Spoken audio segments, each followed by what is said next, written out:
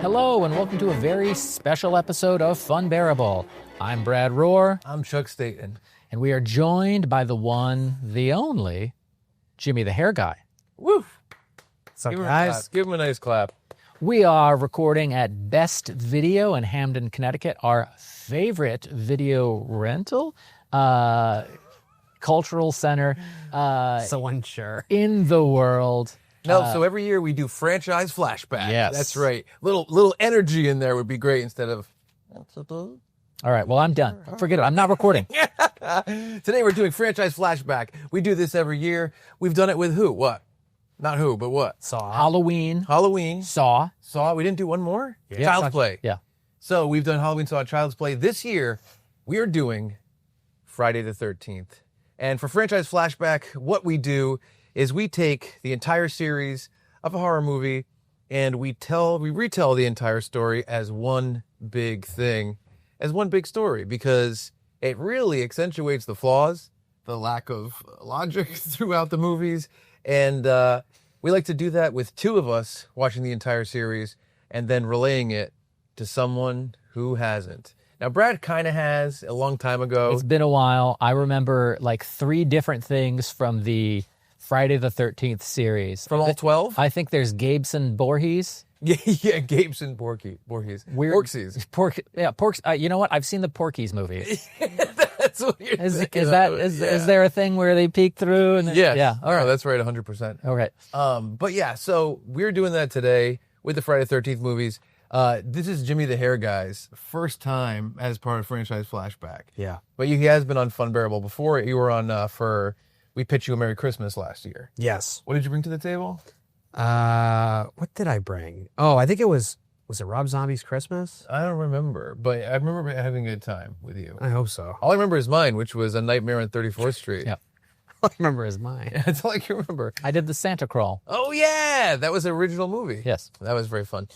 But yeah, every year we do this, and it seems to be kind of like one of the top episodes of the year for our listeners. So It's my favorite. Yeah. Is it really? Yeah. That's your number one? Yeah. I look forward to this. Jimmy's been a listener for quite some time. It's weird to be doing this and not listening to it. Yeah. Because this is literally my favorite shows of the year. Now I'm having to deliver them. So. Yes, and I think that you're going to bring the heat. Oh, I hope so. I also hope so. Yeah, I think Jimmy's in the hot A seat. lot of pressure on Jimmy. Well, the thing is, one of us always writes the synopsis. In the past, Brad has been the guy in Jimmy's seat, but Jimmy rewrote all the synopsis this year. Synopses. Yes. Is that correct? Yes, it is. Thank you. So we're going to go through with being led by Jimmy. I mean, I watched all 12. Terrifying. Jimmy's seen all 12. He knows them like the back of his hand. And I'm going to correct him if I think there's anything he's leaving out. Yep. I'm going to point out some of my favorite moments, and I feel like me and you are going to have some similar favorite moments. I'm sure I left stuff out, and I'm sure. So I didn't include any of the titties. I figured you would want to take that Okay, I'll talk about them. because there's a lot. I don't remember, though. I don't have a memory. 5, I think, has like. I thought you were like, there were 5 titties. I'm like, I think 5 is. Throughout the 12 movies. Yeah. I think 5, Evenly distributed, by the way. I think 5 has Quarter. at least one of the earliest, like really glaring. Well, one of the movies was directed by a porn director. okay, I don't know if you knew that. I didn't. But so maybe I don't remember which one. Was it 5? I think it was, yeah, I think so. Either 5 or, I don't know. I don't know which one it was. But we are going to go through all of them. One of the things I love is that we got a letter one time from a couple, and they said, it was the wife, and she had said, my husband loves horror, and I don't like horror, and these episodes you do give us a place to bond, because I get to hear the stories that he loves, but it doesn't scare me, and there's not any gore. However, that could change this year. I could. If Jimmy upsets me, if Brad upsets me, if I upset Brad, most likely thing, probably already happened. And we're going to have a great time going through all the Friday the 13th movies this year. And I was thinking, I'm like, why are we doing Friday the 13th this year? Because we're doing multiple episodes. Yes. Including one next week. It's going to come out, a panel that I did live at Rhode Island Comic Con with Kane Hodder. Yes. And Jason Mears and Amanda Rigetti. Derek Mears. Oh, crap. Rigetti Oh, was he there? plays Jason, yeah. I didn't know that. Rigetti, Spaghetti, Mears, and Hodder. and Kane Hodder. That's coming out next week. So we're doing kind of a whole month of like Friday the 13th stuff. And the reason I was thinking about it is because they're working on the Friday the 13th TV show. Ah, called like yeah, that makes sense. Crystal Lake. Crystal Lake, I think. Yeah. So I thought it was appropriate to do it this year. And I want to go through the classics first. So we got Halloween, Yep. got Child's Play. I think Saw's great. I don't think it's one of the top 5 classics because it came so much later. Yeah, absolutely. But this year we're doing Friday. Next year, Nightmare. Oh, thank So you God. come back for that. I would love to. I think you're going to say Leprechaun because he's my height. I think we should do that one year. Would you dress as the Of leprechaun? course. Ah, 100%. we got to do it for St. Patrick's Day this year. Then. Because what if he grows? That's true. I Sure, wouldn't you'll- worry too much about You'll that. hit you'll hit your growth spurt one day. Hopefully not before that. Yeah. So, I think we need to get it started. Friday the 13th. Let's go, Jimmy. All right. What do you got? All right. So as much as I'm a fan of you guys' episodes of these, I didn't remember that one person wrote the notes and then read them. So Oh, really? I hope these are good. I think I've seen your notes, and they made me die in the first 2 Well, sentences. that's good. good. I mean, By the way, I've only read the first 2 sentences. I know. Yes. That's why I'm concerned. All right. Yes. Okay, let's do it. All right. You ready, Brad? Yes, I am. All right. Lay it on Friday me. the 13th. Machete me. It's 1958, Camp Crystal Lake. 2 counselors sneak off to go fuck in an attic. An unseen figure. By the way, Slightly different tone from when I wrote the synopses. By the way, he didn't think this was him reading it, so he didn't write it to be funny. This just Yeah, I know. Well, Just made my notes. Yeah. Yes. I'm worried because I don't know if there's enough of that, but we'll see. You be the judge. An unseen figure emerges and kills them both. Yeah. So the first Friday the 13th, I mean, just to give a little background of what it was. Obviously, no one knew about what was going to be part of it, like in terms of the content, and as much as like the whole like summer camp killer thing that didn't exist before this. Right. No. So as much as that seems cliche, Maybe The Burning, but they were very close together. and it's also like not like a genre. No. So like put that in your head a little bit for the viewer. This wasn't a cliche horror setting at Right, this point in no. time. This was kind of new. Totally original, and it was a whodunit. Exactly. We didn't The know first- who the killer was in the first one. Exactly. The other movies, like The Predator. Everyone knows The Predator now, but in the first movie, it was a whodunit. Exactly. No one knew who that was.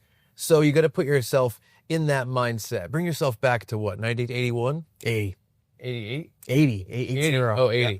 Okay, so... They came out almost every year. They missed Right. one in like 83, I think, or 84. Yes. Okay, I didn't mean to interrupt you. I just want No, you're put that fine. out there. You're fine. All right. And I'm looking up my notes, too. Okay. Let's do it. Cut to Friday the 13th. We don't know what month. 1979. A girl named Annie is hitchhiking to Camp Crystal Lake to be a Yes. counselor. Yep. She's picked up by a fat truck driver. Okay. He tells her that in 1957, a young boy drowned in the lake. fat truck driver. How germane is his weight to the story, Jimmy? I tried to describe the characters as best I could because In a picture. as you'll realize with these notes, and I would say this really only applies to this franchise. Yeah. I don't have names for That's just about any of the characters. I feel like a lot of the characters are interchangeable and or disposable. Yeah. Okay. 100%. So I try to use descriptions. Sure. That's the best I can do. Yep. Oh, it's great. He tells her that in 1957, a young boy drowned in the lake. Oh, that's sad. He then drops her off instead of driving her all the way to camp. Seems like that's a way to get a 2-star review on your Uber. Yeah. And this movie, just to put this little nugget in there, just so you know, it was directly copying the success of Halloween. Yes. The producer, Sean S. Cunningham, and he directed it too, I Yeah. believe. Mhm. Halloween had come out, and he was like, let's copy this thing. And he picked a spooky holiday, Friday the 13th, before they had an idea or a script. Yeah. So I'm just peppering in things. All right. I want to put some pepper. Thank you. Put some pepper on it. Yeah. Sprinkle. Just a little. Tiny. And I don't want to sneeze. I'm not going to get salty. Good Lord. You know what? You're going to get assaulted. Good Lord. Okay. She's then picked up by a Jeep. Right. I'm sure I've already missed something, but No, it's okay. we never see or hear the driver. They pass the camp entrance, and Annie starts flipping the fuck out eventually jumping out of the Jeep and running into the woods. So this is part of the idea of the whodunit. Like, Right. who's driving? Yep. Who's freaking her out? Yeah. We see it from turns out it's a POV. Decepticon. Yeah. It's a Transformers crossover. Yes. She doesn't make it far before the faceless Jeep driver catches up and slashes her throat. Ooh. All right, now we cut to Camp Crystal Lake. Yes. A bunch of dumb counselors and Alice, our final girl, Yeah. and owner Steve, Yeah. because they said his name 50 times. I remembered him. Yeah. Also, he's the only adult, are setting camp up for a grand reopening. There's a thunderstorm coming, so Steve heads to town to pick up shit. One of the dumb counselors sees a mysterious figure going into one of the cabins, so he goes to check it out. Later, Kevin Bacon, who's playing one of the counselors, I probably should have mentioned that earlier, is fucking one of the female counselors, Wow. and the camera pans up to reveal the counselor from earlier dead in the top bunk. Oh. I've definitely missed some shit if you want to... Well, this makes sense. We don't need to go through every second of the movie. So Yeah. this is perfect. There isn't a lot of meat on these fucking bones. No. And interesting fact too, it's like Johnny Depp early on Yeah. Nightmare on Elm Street, His first movie, and then Kevin Bacon, this is like Bacon, his second yep. movie or some shit. Jennifer Aniston, Leprechaun. First movie. They're all. This is an important part of cinema. Yeah, it is. The girl that Kevin Bacon is fucking goes into the shower, and Kevin Bacon gets an arrow through his neck from below the bed. Ouch. A classic Tom Savini special effect. Tom Savini, big part of the series. Yeah. So, like, this wasn't his first movie, I don't think. I think he worked on Dawn of the Dead. I think he worked on Last House on the Left or something. Probably did. But that effect, the arrow through the neck, Yeah. is one of, like, the most, like, iconic special effects kills from the 80s. Yes. And I'm sure this was covered in memories, but Crystal Lake Memories. Yeah. Documentary. 7-hour doc. Yeah. The blood was supposed to come out a certain way, and it got stuck. So, like, Tom Savini's like under the bed, like blowing into the fucking that's geyser, fun. and then the way the blood comes out Yeah. wasn't the way it was supposed to. But they liked the look of it so much that they left it as it was. Which I think is happens a lot with practical effects. Yeah. Yeah. Where it's like this wasn't what we expected and we liked it more. Mm-hmm. Yeah. Yeah, and I believe it's Savini's hand too, grabs Bacon's head before he sticks the arrow through his neck. You think his friends call him Bacon? Because it's such a funny nickname. Yeah. He couldn't put his head on Bacon's head. You know what I mean? Sounds delicious. He sounds like kind of a, a guy who, K-Bake. he doesn't have all of his marbles. Yeah. Bacon will help. Yeah. He's like he's hobbling over. Hey, Bacon. Hey, bro. He's putting head. The sad thing about the synopsis, man, is we're already like halfway through the movie. That's the way to go. I'm on like paragraph 2. No, that's great. Then the girl in the shower who just fucked Bacon takes an unsuspecting axe to the face. Okay. Cut to 3 of the other counselors, Alice, the final girl included, playing some dirty board game. Yes. I forget what they're playing, but they're like stripping to it. Got it. Yeah. Something. They're playing like strip Uno or something. Yeah, It strip literally is like Monopoly Uno. or something. Yeah. They wrap up. One of the counselors, a female, decides to go back to her cabin. She hears a little boy calling for help, and she goes to investigate. Good. So that you want to be responsible. Yeah, Exactly. Good looking out, right? She ends up at the archery range, and they got these big floodlights that turn on, and she's spooked. Now we cut to Alice and the random dude that she's with go looking for the random chick that had just left previously. Yep. They find a bloody axe in her bed, and the phone line's cut. Oh, no. Not good. Yep. Then we randomly cut to Steve, the owner, returning to camp, Mm-hmm. and we see a first-person perspective of someone waiting for him. Now, he recognizes whoever the person is, and he's immediately stabbed. Oh. Hey, Jenny the hair good. Ooh. Yeah. Yeah, that's exactly Pretty what it much. was. Yeah. Yeah. In his Hey, Bacon. stupid yellow raincoat. Yeah.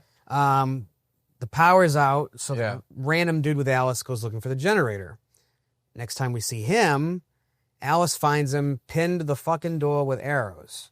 And then I wrote in all caps, dead. The idea that you wrote it for yourself and you still put fucking. I did. It's I really did. Oh, I believe you. He's pinned to the fucking door. Here, Jimmy, the fucking hair guy. Alice freaks the fuck out and That would make sense. and runs to the main cabin, barricading herself in. Remember the chick who ended up at the archery range? Yes, of course. Whatever happened to her? I no idea. Her dead body comes crashing through the fucking window. Ouch. Now, by the way, do you notice that in these movies, there's a lot of crash through the window? Yes. It's a ton. Especially the early ones. I don't know why. It's like they were like lots of window smashing. And like a young Stone Cold Steve Austin is watching it and he's like, dunna, dunna, dunna. But seriously, I'd say there's one movie where there's like 3 at least. Maybe the third one. Maybe. Can I tell you something cool? Totally off subject. The movie that I'm in, Yeah. there's a guy. Give the name. I'm in a movie called Off Ramp. It's about juggalos. It's really good. T.S. from Mallrats sent it. When I was on set waiting to film my one scene, there is a shot of a guy does jump through a window, like dives through a window. And because the budget was probably even lower than these movies, I'm sure. Yeah. They could only do it once. They filmed him getting ready to go through that window 100 times, but him actually going through the window, they only shot that once. Yep. So I'm sure with these, they probably did it 100 times. But yeah, they probably had breakaway glass. We did a thing back where we were filming, for my band, we would film like sitcom episodes about my band. And we would use that to promote our shows. And we did one where our buddy Souza, his windshield had a crack in it and he needed it to be replaced. Mm-hmm. So we wrote it into the video where someone takes a pickaxe and jumps on his car and smashes through his windshield, right? And you really did it? And we had a camera on the inside, and we definitely only had one chance to Of course, do it because it's like, what are you going to do? The footage is awesome. I'll show it to you later. It came out so good. But yeah, I mean, having one chance to do a big stunt. Was J-Flix involved in that? Jordan, our buddy Jordan. Yes, he was. He's off screen right now. Yeah, Jordan was involved in that video. It was called Party Hard. And yeah, that was a fun one. Maybe I'll put in the shot of it. That's fun. Sure. 2017. That's the should. timestamp. Because I got bad news for you. We're almost at the end of this movie. No, it's fine. There's a lot of movies yet to go. But Yeah. it's only going to get worse. Like, you'll see. Yep. So Alice sees what she thinks is Steve, the owner's Jeep, driving up to camp. Yeah. So she runs up to it. Sanctuary at last. Yeah. Great. Yeah. She's already found bodies at this point. She runs up to it manic and terrified. But instead of Steve getting out of the Jeep, it's an old woman, I think, with an exclamation point. Yep. Gross. Yeah. Is she single? Do we know? Is her name Bradley? Yes. She introduced herself as Mrs. Voorhees and tells Alice that today is the birthday of her son, Jason. And, ... he's the little boy who drowned in this very lake back in 1957. Like 7 exclamation points. Yep. WTF with 7 exclamation points. Yep. Yep. She blames the counselors who are fucking instead of watching him. As she should. Negligence. Absolutely. Seems like she could have gone after them in court, though, instead of the whole murder. The whole murder Yeah. angle. Yeah. Yeah, I think so. Murdering random kids 30 Seems years like, later. and the camp probably would have had insurance. I mean, I don't know how things were in the late 50s, but True. seems like you would have gotten a decent chunk of change. I think so. And maybe she did, but then decided that wasn't enough. She needed the murders. Yeah. Oh, and the court case was left out. Yeah, well, yeah. Maybe the movie was 3 hours long. Yeah. Half of it It's a court. Was a courtroom drama. Yeah. and they decided to cut that, They're like, it's a little slow, the courtroom scene. even though we added all those window breaks. Surprise witness. Your Honor. Objection.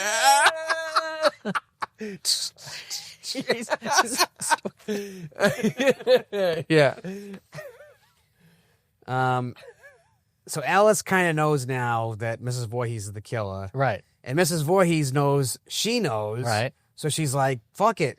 She tries stabbing Alice, but Alice misses and gets the fuck out of there. Good. Yeah, that's the right decision. She ends up now finding the bodies of the hitchhiking girl from way back at the beginning of the movie. Yeah. Yeah. Yeah. And Steve the owner. Mrs. Voorhees chases Alice for a while, and they finally come face to face at the lake where her son drowned. They fight, and Alice ends up decapitating Mrs. Voorhees. Yes. Tired from all the running and head chopping, Alice climbs into a canoe, pushes it into the water, and decides it's time for a much-deserved nap. Yeah, well, it's a stressful day. It is. You have Stressful so day. much adrenaline in your body, and then it crashes, and you just, Yes. I get it. Well, what a safe and satisfying Yeah. ending to the film. Well, almost. Sorry. There's more? We cut to daylight the next day. Yep. Police are at the camp. Alice is still getting her beauty sleep in the canoe when a decomposing corpse of Jason emerges from the lake, grabs Alice, and pulls her into the lake. And we're talking like a 10-year-old decomposing corpse. Yeah. And his eye is all messed up, Yeah. and he has some It looks issues. gross. I do remember that. Yeah, his nickname was Bacon. Yeah. Bacon Voorhees. Yep. It doesn't sound as tasty Yeah. knowing what it looked like. Honestly, Bacon Voorhees, like I could see that as like a Parody? yeah, well, like a gimmick, like it's a horror brunch, and that's Bacon Voorhees. and it's served on a hockey match. Michael Fryers. See, you get it. Pretty good. You got one? I was gonna say Bacon Voorhees sounds like either a Robot Chicken sketch Yeah. or a wrestler that JC Yeah, would come up with. I was gonna say wrestling. I was a gonna say- huge fat Jason. By the way, before Jimmy does one, fried egg Kruger. Come on, you Fried egg? Yeah. I ain't got shit. Michael Fryers. I didn't go to fucking improv school like this guy. Just me. You're professional comedians. I'm just an idiot. So are we. We're idiots No, too. you guys are geniuses. Oh my God. Comedy geniuses. Please. Uh, Becoming insulting. And then I wrote in all caps, psych! Alice then wakes up in the hospital. Totally fine. Okay. Cop is in the room and tells her there was no sign of a little boy at the lake. Mm-hmm. To which Alice responds, then he's still there. Alice responds, oh my fucking God. WTF? Now, as we go, the movies fall apart more and more in terms of story, and I'm trying to fix them, and I almost got it. And we'll talk about it as we go, how we can make it. So here's what's interesting about this. So it's a whodunit. Yeah.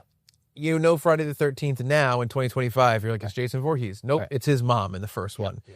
And the idea came from they wanted to do a reverse Psycho, where you think it's a guy, but it's his mom. Yeah. Just like, wait, that's Psycho. Yeah. Then in this one, nope. Yeah. In Psycho, you think it's the mom. Oh yeah, in Psycho you think it's the mom and this guy. Yeah. And this one you think it's a guy and it's the mom. Yeah. So because you see an old lady come on screen and you don't think that she's a murderer. Right. Yeah. An O-psych. Yeah. So that was part of the planning for the movie. But what's tough in this one is my son drowned. Did she say how long ago? Or did she just say he drowned? I can't remember if she tells me it was 1957 or not. Yeah, she says something about him drowning. 20-something years before. I think so. And then, yeah, it is. And then how come at the end he comes out of the lake as a boy? But they also insinuate that it might be a dream. Yeah. So you don't know if it's true. And if you do take it as a dream, the rest of the logic of the movies is a little easier to work with, but still is broken. Yeah. So the first Friday the 13th movie, huge success, right? Massive success, especially versus the budget. And even it's funny because Halloween seemingly spawned this. This spawned 1,000 fucking movies, especially holiday slashers and sleepaway camp. And camp slashers, yeah. Yeah, exactly. The camp slasher genre probably was started by this. Maybe not just the first one, but the success of multiple 2, 3, 4, 5, 6. This, I think it was even just this. Dude, Yeah, this was so fucking massive. I think it cost like $2 million and it made like 40 or something. Yeah, and it's all based off not only a copycat, but like an unabashed copycat where the team behind it is like, we wanted to make a duplicate of Halloween. Yeah. And it's funny because throughout the series, yes, the first one really isn't a duplicate of Halloween. No. The first one is like a whodunit where an old lady is the killer, which is definitely not Halloween. Yeah. No. But Halloween, you know who it is from the jump. and Jason Voorhees does kind of become a copycat of Michael Myers. Ripoff. But not now. So I have an interesting fact I wanted to read you guys. I'd love to You have hear a question? I do have a question. So none of us is in particularly great shape, but Speak for yourself. could we outrun a 60-year-old woman through the woods? Well, this is the question. All the kills, she's strong enough to do these. You know what I mean? She's on, like, I see Brad getting out of his chair and he's like, If you were to ask me to put an arrow through someone's throat, I don't think I have the strength to do it. Yeah. Unless it's a very sharp arrow or a very weak tender throat. Yeah. Yeah. I think with most of the kills in this one, she doesn't really have to chase them. Mm-hmm. But you're right, the strength is a huge part of it. Yeah. And also, you do see her hands sometimes and they're like a bear's hand. Well, maybe that's the secret. That's the Savini hand I was referring to earlier. Like, Yes. like you see Bacon's head get grabbed. That ain't no old lady hand. That's a big Savini fucking 30-year-old hand. Who's grabbing my neck? Ow. It's an old lady, but her hand, it doesn't look like it. Yeah, so, yes. So, big success. Interesting fact, I don't think Brad knows this. Jimmy might. After the success of Friday the 13th, Adrienne King, who played the final girl that was in the canoe, Yeah, Alice, yeah. was pursued by a male stalker who managed to learn areas she frequented in real life. Do you know about this? I do not. She learned where she exercised and ate lunch. The man took Polaroid photographs of her that he would slip under the door of her New York City apartment. Yikes. At one point, he broke into her apartment and defaced her artwork, which is the worst part of it. The artwork is close to the soul. Depending on what type of artwork, yeah. It's true. She met him without her knowing who he was at a party. Ooh. He tricked her. This is real life. Yeah. This is a real... I didn't know any of this. While at a Paramount party for Friday the 13th, the stalker showed up posing as a lawyer. He spoke to her, giving her his card and saying, and she said, I might need his help. He pretended he didn't know who I was, but he did know who I was. He was transfixed with me to the point of obsession. What I found out is that psychopaths with money are very dangerous people. This continued for a year and a half. She even ran off to Los Angeles, and her stalker followed her to Los Angeles. Wow. On one occasion, the man confronted her in her apartment and held a gun to her head. The assailant was apprehended and spent some time in prison, but the incident traumatized her, prompting her to leave the public eye for many years. Reflecting on the incident, she said, it kind of changed the game for me because instead of thinking of my next move, I was thinking about staying alive. Back in 1980, it was quite the endeavor. Think about it. There are no cell phones, very few video cameras around. I was getting Polaroids under my door. Of course, having no laws against stalking at the time, Yep. not until 1990 when Rebecca Schaefer was killed by one of her fans, I was dealing with this alone. Wow. So that's, is it a direct reason? Is it directly caused by Friday the 13th, you think? I don't know, but that's pretty terrifying. Pretty dark. Good Lord. Imagine, okay, so Jimmy, you're on the Tell 'em Steve Dave podcast, as we know, we're all affiliated with. You're on Reviewing History, another podcast with our buddy Rupert and our buddy Stephen Ant. You're on Funbearable with us, myself and Brad. What if you got a stalker like that? It's funny. We were just talking about this last night. I had a stalker, but not to that extent. Really? Not to that extent. Who was the stalk? How did it happen? Are you currently engaged to this stalker? Yeah. Are you wifing this stalker up? What's that Van Wilder quote? Are you stalking me? Because that would be so cool. So what happened? Super. Yeah, that's the line. Dude, so kind of early in my TSD run. Wow. I didn't know it was so recent. That's what I'm surprised. Yeah, it was a couple years ago. Some chick, and I hope to God she's not watching this, but I hope she is. some chick. We have a lot of chicks that watch Funbearable. Yeah, I know. Does she have a husband that likes horror movies and she doesn't want to watch them? Ooh, it could be. No, I don't think she's married. Okay. I don't think she lives in Germany. Is that where Sabrina lives? Yeah, it wasn't Sabrina. It was a different couple. No, I know. I'm saying it wasn't Sabrina either. Yes, our number one Down to fan. listeners. Yes. It wasn't. What was his name? Lee Leshin. Yeah, it wasn't him. Used to be a big fan.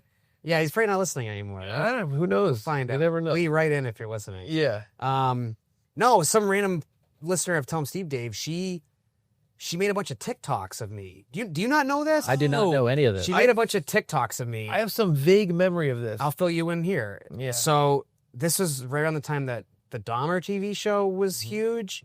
And do you remember there were a lot of like GIFs and memes and shit of him in the show? He's showing one of his victims, Exorcist 3, Yeah. but people were like replacing Exorcist 3 with other things. She had a few of him watching me. Right. She had like these SpongeBob ones of me. And the one that's most notable, because she also had a thing for Walt, she had one where it was like, it showed a girl and like in the corner, it was like pictures of people. And it was like, it said like, scream if this person is attractive or something like that, or sing or something. Yeah. So they show Q and she's singing, and they showed Sunday and she stops. All people involved with that podcast. They show Walt, she starts singing louder. They show Bry, she stops. They show me, and the chick starts wailing. So, I mean, I love it. whatever. Like, she wants to make videos, fine. She messages me on every form of social media. Instagram, Twitter, Facebook, Truth TikTok. Social. I don't think, maybe TikTok, because I barely use it, but Yeah. anything she could. And LimeWire. Discord, LimeWire, Discord, Nasta, Yeah. Kazaa, Zanga. all of them. Yeah. Solitaire. Yeah. Venmo, Cash App, PayPal. I dragged the 8 on the 9. Her face is right there. Mine sweeper. Yep.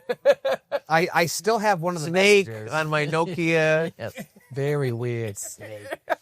My sidekick was blowing up. I still have one of the messages where, so we're in like a TSD Facebook group, which also comes linked with a TSD Facebook chat. Yep. Yes. As groups are, and I'm in the chat. I'm in the chat, Time.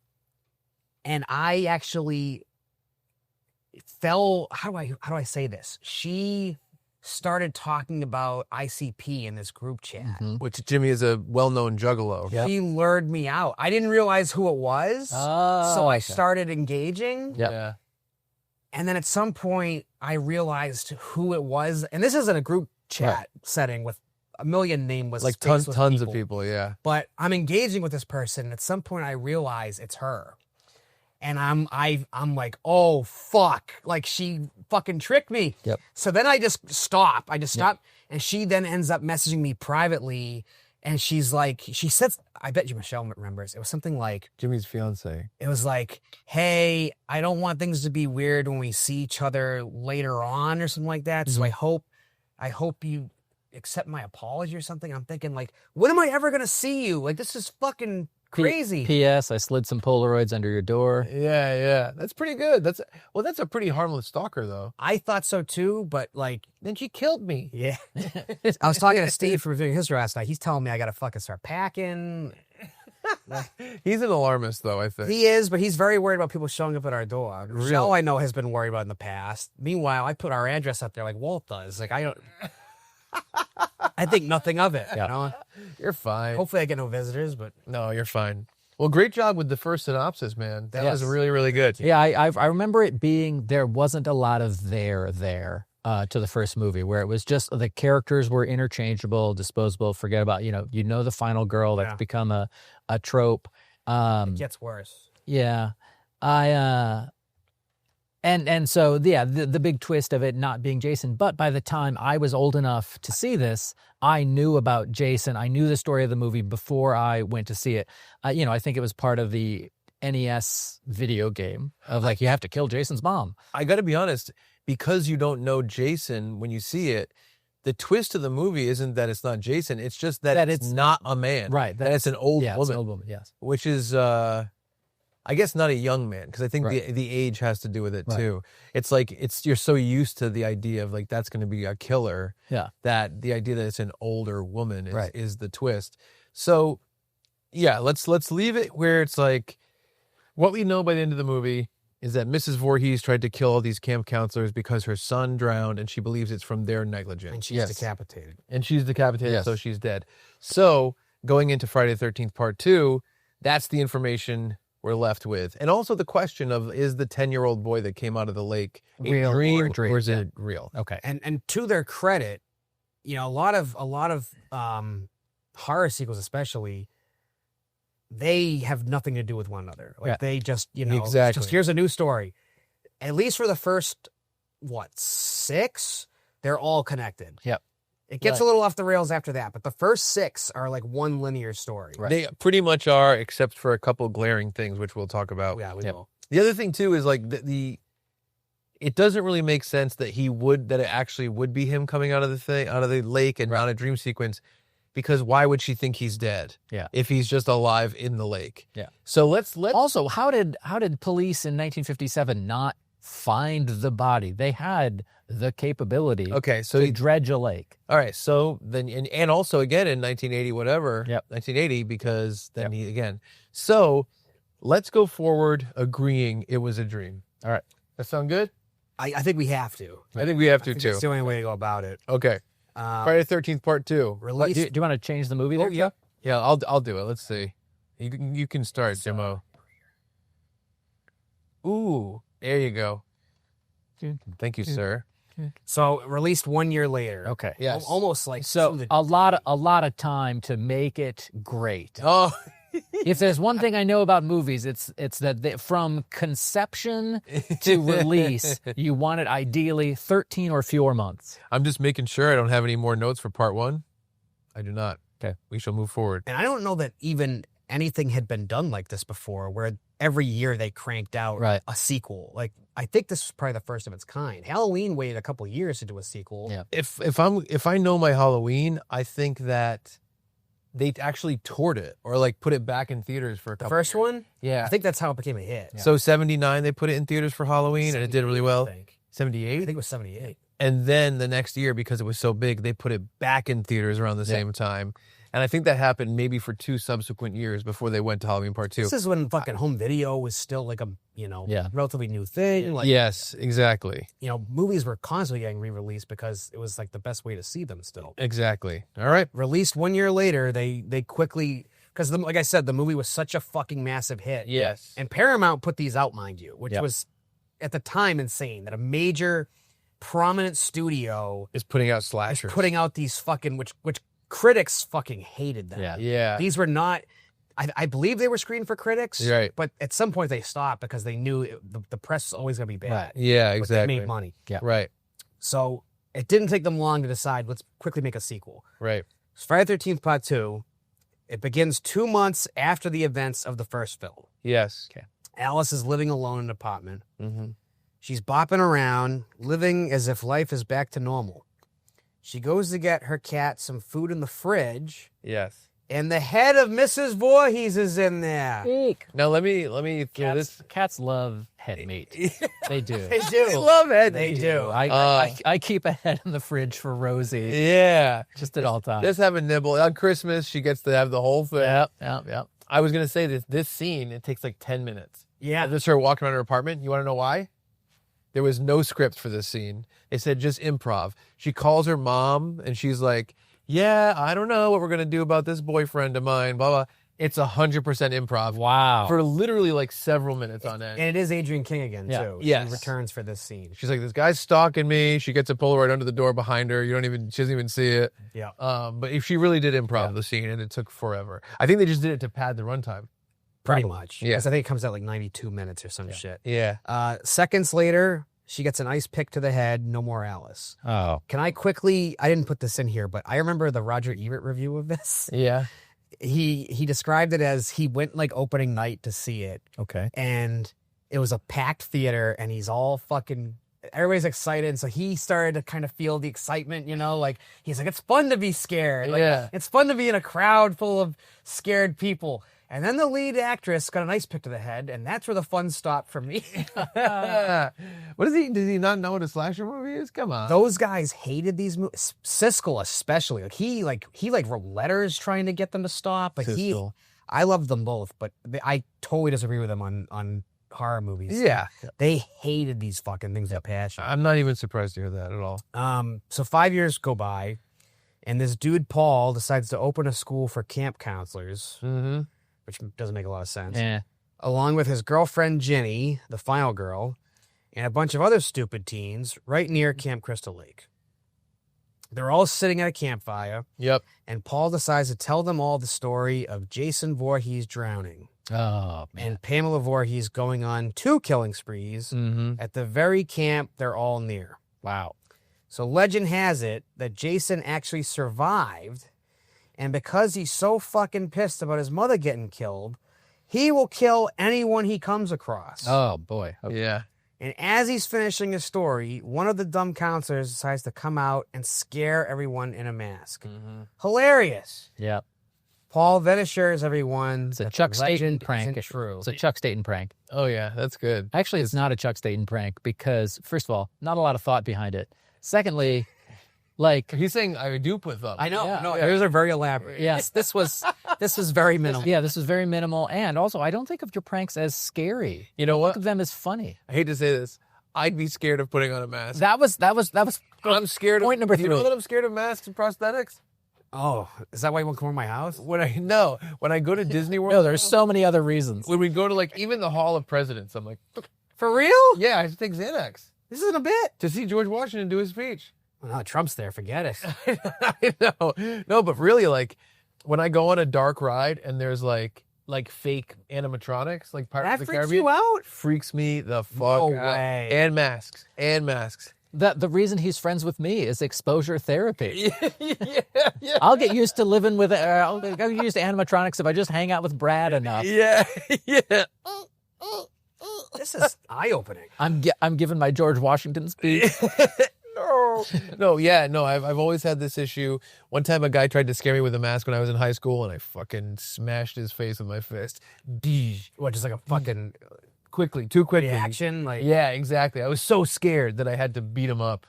Kicked him in the stomach, threw him down the stairs, took off his mask, beating his face. stabbed him, threw him in the lake. Yeah, just cut off his head, fed to Brad's cat. She loves head meat. She does. She's crazy for head. Yeah.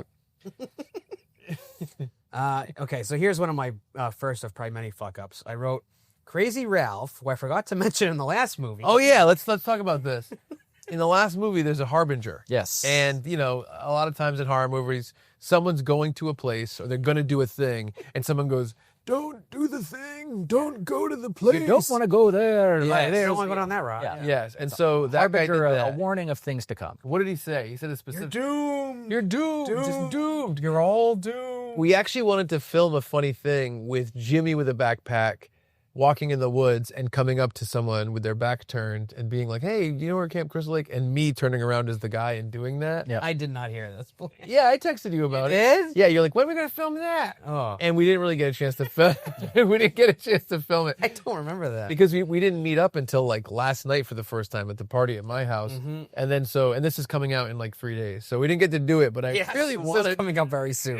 Yeah, so I was like, dicks. Craig's got his work cut out for him on this one. He does. Craig Depina. But the Harbinger was a very memorable part of part one. Yeah. And so he's He back. literally just shows up in the first one. I think he warns the first chick that gets killed. Yeah, that hitchhiker. Yeah, after the bad truck driver drops her off, Yeah. he shows up. Obese.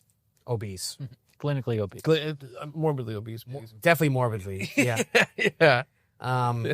Yeah. He shows up. He's a local nut who seemingly is the only one in the two films who's wary of the camp and what happened there. Right. He doesn't make Local nut is on Brad's resume. Local nut. That would explain a lot. His aspiration is national nut. Yeah. national nut. Then maybe one day global. Oh man, those are huge goals, man.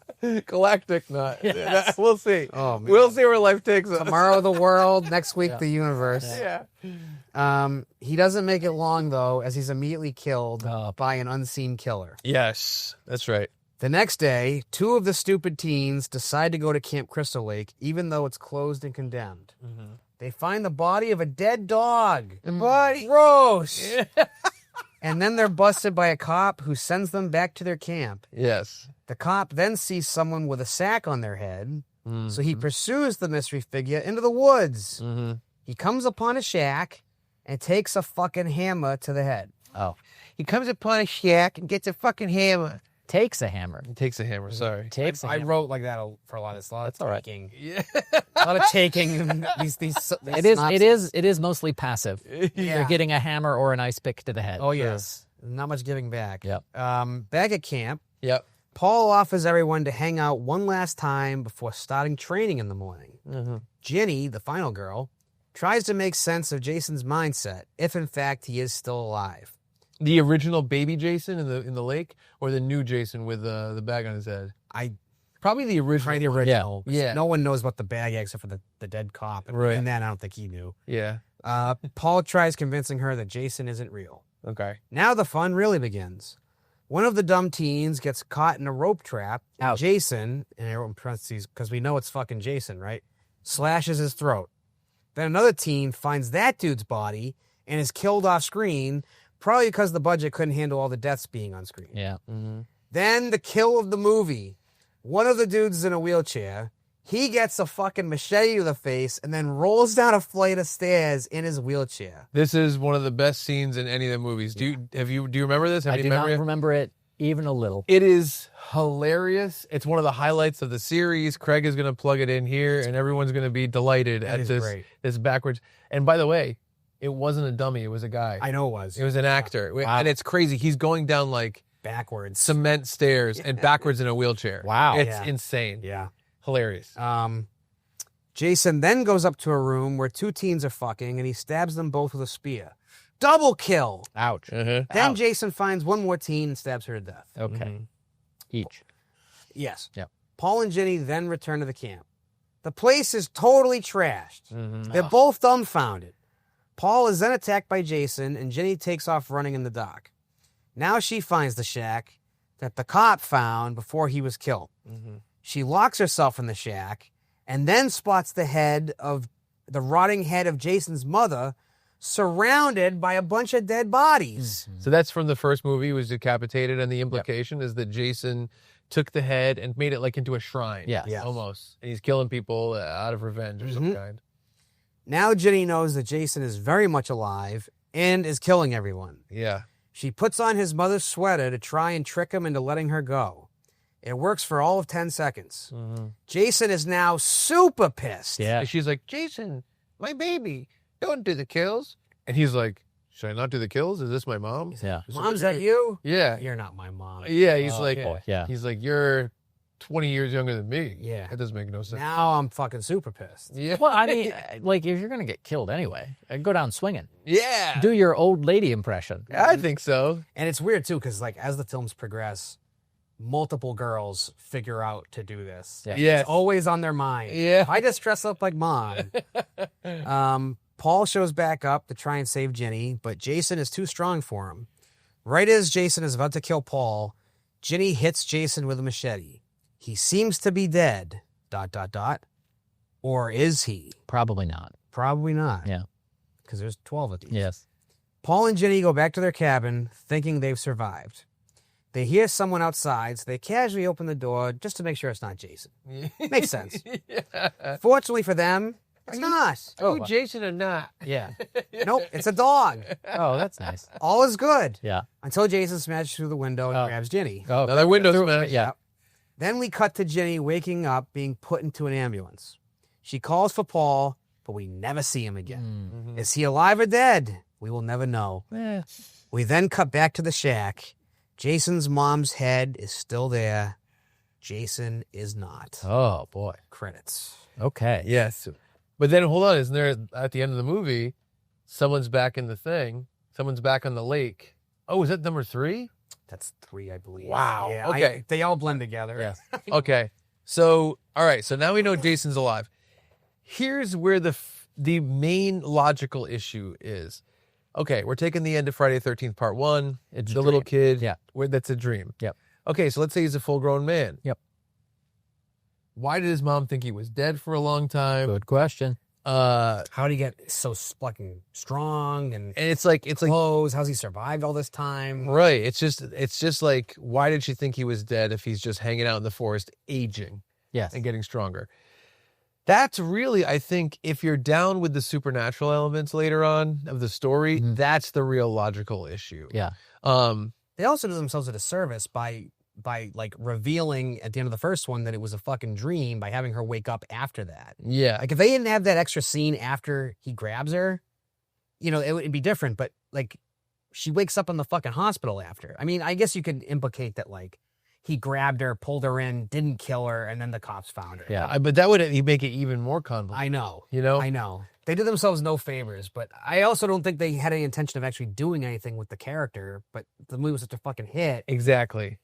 And also it's funny because the first movie is a mom getting revenge for the death of her son, and the second movie is her dead son getting revenge for the death of the mom. Yeah. So it's kind of like this is the first gigantic logical issue. Right. But I think they just were like, what are we going to do? We have to continue, so let's just figure something out. Also, did you notice he's based on my fabulous synopsis, he's wearing a sack. A sack on his head. The yeah. fucking mask Not a hockey hasn't mask yet. shown up yet. Yeah, so we're talking no Jason in part 1, Yep. no hockey mask in part 2. Yep. And we hear that it's inspired by the town that dreaded sundown. Yeah. Right? The sack on the head. I think just the idea of, how similar is he at this point? How similar is the killer to Michael Myers in the sense, like, is there He's pretty similar. menace? Is do we get shots of him like standing, sack on his head, and then you look away and look back and he's gone? It's not quite Not really. No, not really. yet. Okay. By the way, I was looking up my notes for this. Yep. Wheelchair fall is hilarious. Wow, that's a good note. It's amazing, though. It's a good note. True. It's fact. It is fact. Do you think the three of us could beat up Jason? No. No 3 people ever could beat up Jason. Well, what about, Oh, wait. but the three of Michael us. Myers, Freddy Krueger, Chucky from Child's Play. Well, Freddy came close. Freddy, I still say Freddy won. We'll get there. We will get Well, there. I'm just saying, like, in the first one, could the three of us protect ourselves from Mrs. Voorhees? Yes, I think Probably. so. Probably. Because I think everyone was taken off guard because they think Yeah. that they're safe with Nope, this older nobody woman. knows anybody's dying Right. until Too late. dead. Yeah. Right. Second one, he doesn't have the same supernatural strength or endurance that we see later. He's just a burly man. He's just a big burly man with a sack on his head. I'm thinking you turn that sack around, he can't see. Turn that sack upside down. Yeah, pretty turn good that sack idea. upside down, Happy. and then he's happy. He- Also, I think the sack only has one hole in it, so you only need to turn it just enough. Yeah. He only. You're right. He's looking through one hole. Well, Jason famously has an eye that's next to his nose. yeah. That's probably why. He does. Because he's not going to cut a hole down here. People will be like, "What's going on?" Yeah, I know. Because part of Friday the 13th is I think he's trying to hide how he looks. Yeah. Yeah. Right? Yeah, I definitely believe so. Yeah. So 'Cause every time, it doesn't happen often, but every time he's demasked, he's like, quickly wants something back Yeah. in his head. yeah. So he's He's like a embarrassed. luchador, yeah. So you know what? You could humiliate him into leaving you alone. I mean, I think Nice face, bad face. I think I could. Yeah, that one would get him. I think I could outrun. That would shut him down. I could outrun Friday the 13th to Jason. yeah. I think. And Friday the 13th, one killer. Right. I think it's endurance. Now, granted, they know the lay of the land, Ooh. and I don't. So, true. So if I'm running through the woods, it's a problem. But if you get me to a path Yes. or a road, I think I can escape. Okay. I like your odds. I don't stand a chance. I know I'm fucked. Yeah, maybe because your little legs. Oh, yeah. You know, My little legs would not get me far. I'd be out of breath very quickly. it's like it's the bottom of his back, his butt, and then a foot. I don't even know if he has like a thigh. Yeah, or- if there's a leg. Hey? yeah. I'm like Cotton Hill. Like Yeah. Here's my leg. Here's my foot. Perfect. No arms Yeah. either. Yeah. I don't know why. Very weird. All right. It's nubs. All right. Friday the 13th, part 3. So Three. comes out, massive hit again. Yeah. So they're like, all right, we better get on that third one. And just to explain to the audience, the reason they're massive hits is because they cost nothing to make. $2 million Right. max, I believe. And they're bringing in, 10, 15 times that. Yeah. So that's the thing is if you make a $30 million movie that brings in $30 million, it's not a hit. No. Right. If you make a $2 million movie that brings in the exact same amount of money, it's a gigantic hit. Right. Because, they're not paying for, names. Like, these are Yes. just fucking pieces of meat. You Yeah. know what I mean? Like, Pieces of bacon, pieces of bacon. Can I give a little compliment to the series though? please. There's something really authentic about this series in terms of like taking place at a summer camp because they really did just like stay there. Yeah. All the people were staying in the bunks.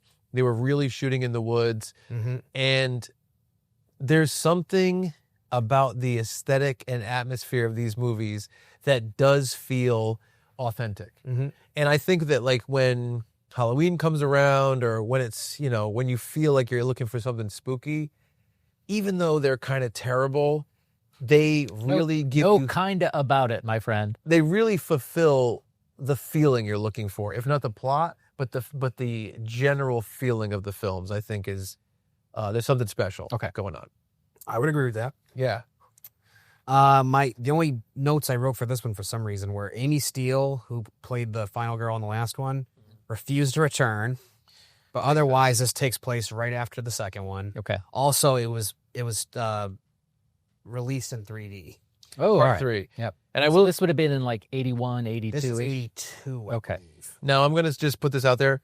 Throughout this movie, the camera lenses are insanely dirty. When I watched it recently in 4K, like there's like dirt all over the camera lenses. You can see the boom. It's like, when you're watching it on VHS, I don't think you notice it. But now you're just like, what the hell's going on here? Yeah. It's crazy. It's interesting. Like, we'll cover it in a year, but like the Nightmare on Elm Street movies, like famously, like started getting better directors as the franchise went on. Yeah. And this one, they like seem to be regressing. Like this one is shot so poorly. Yeah, it is. But they also released it in 3D. It's quite the bananas. And I will say a little tidbit. Brad and I actually went to a screening of this many years ago at a summer camp at night and watched it on a movie screen with the old school 3D No glasses. shit. That's awesome. It rained on us. It was the Coolidge Corner Theater in Boston. Sure. They do a couple screenings in the summer out at places, like at mental asylums. Really? Out in the woods. Yeah. And so we went to one of them, and I still have the 3D glasses that they handed out. They were for like Sharknado, the ones, or something, some shark 3D movie. Because they just found whatever, blue and red glasses. But yeah, we did it, and it was in the rain under a tent in a summer camp. Wow. It was awesome. I've been to the first Camp Crystal Lake from the first movie. Yeah. They do tours now. Yep. And I love Coolidge Corner, by the way. Oh, me too. And then we have a theater near us, the Blob Theater, where they filmed the end of the Blob in 1958. Oh, wow. I just thought you meant it was the bus driver for the first movie. Yep. He opened his own theater with his royalties. Fuck you, Blob. Michelle and I saw Freddy's Dead there. Oh, yeah. And they gave us 3D glasses for the end. Yeah. That's very cool. No, that's cool. Yeah.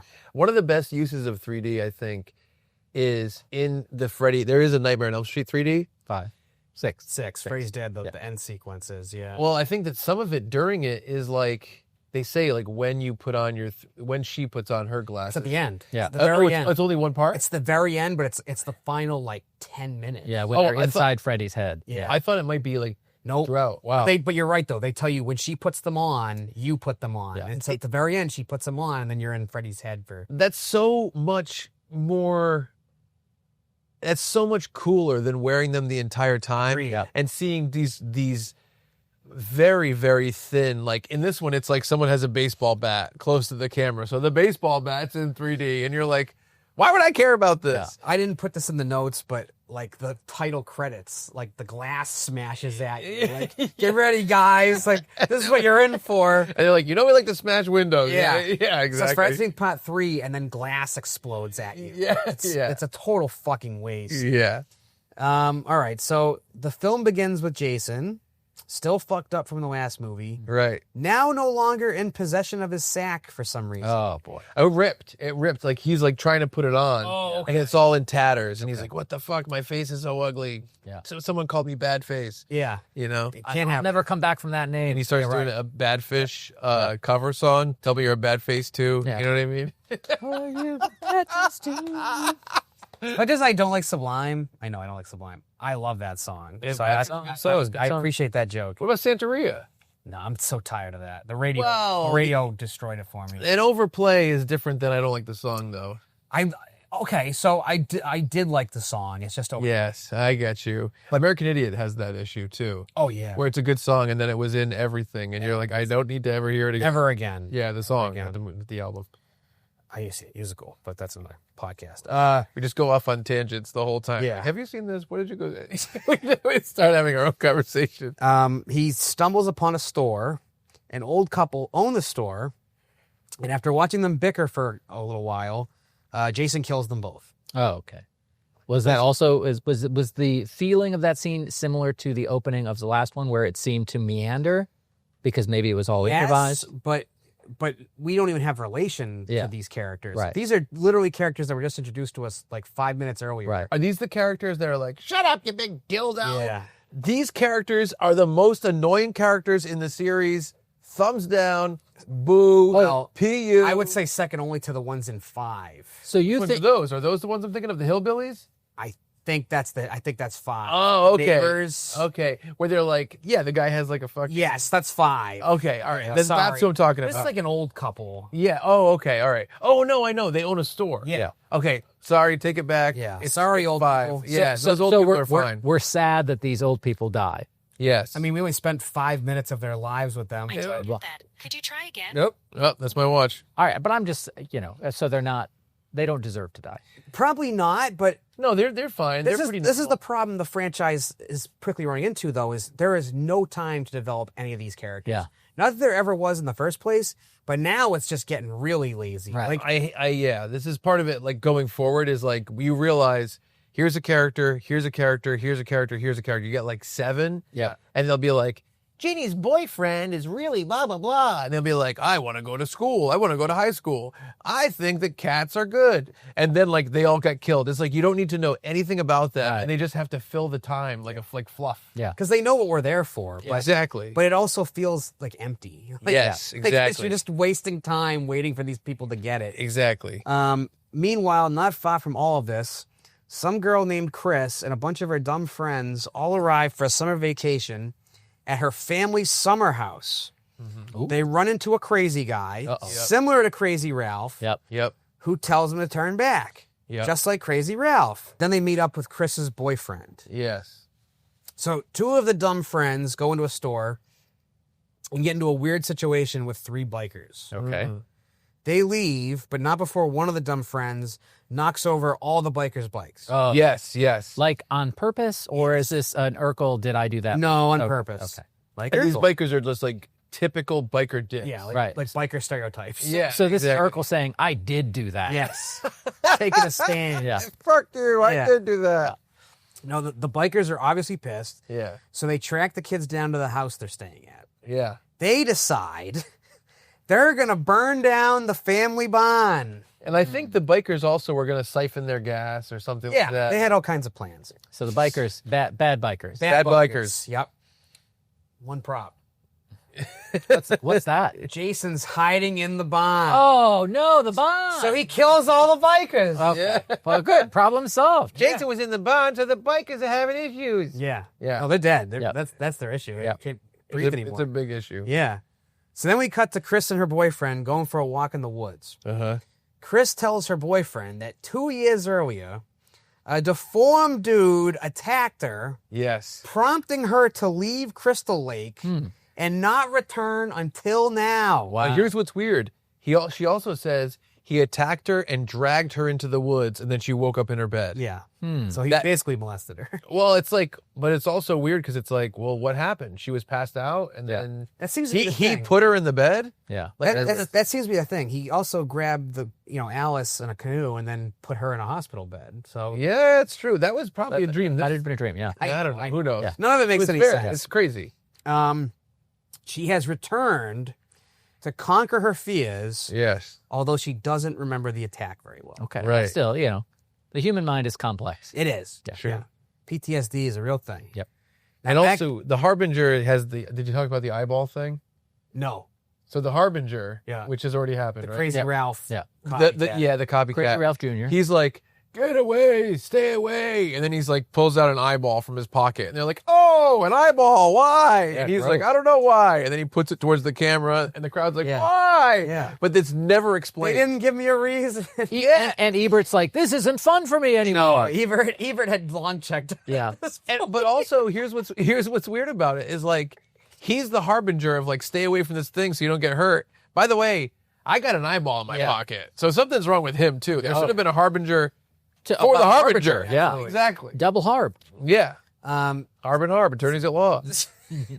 so back at the house, one of the dudes. They were decides- Mrs. Voorhees' lawyer for the negligence case. The other arm is the original.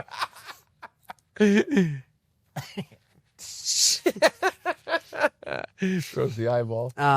Back at the house, one of the dudes decides to scare his girlfriend with a hockey mask. Oh. Yes. These wacky kids are always. I actually hate scaring this each guy other. too. This guy's Oh, the yeah. worst. Oh yeah. He's almost like a really, really goofy, stupid, dumb, idiot version of Seth Rogen. Okay. Doesn't he kind of remind you of that? With his big fro? Yeah. Oh, I hate this. Def- I love Seth Rogen. Definitely all the things you just said. Stupid. The dumb, football goofy. idiot. Yeah, I agree Um, with myself. she gets pissed, so the dude decides to run off to the barn. Yes.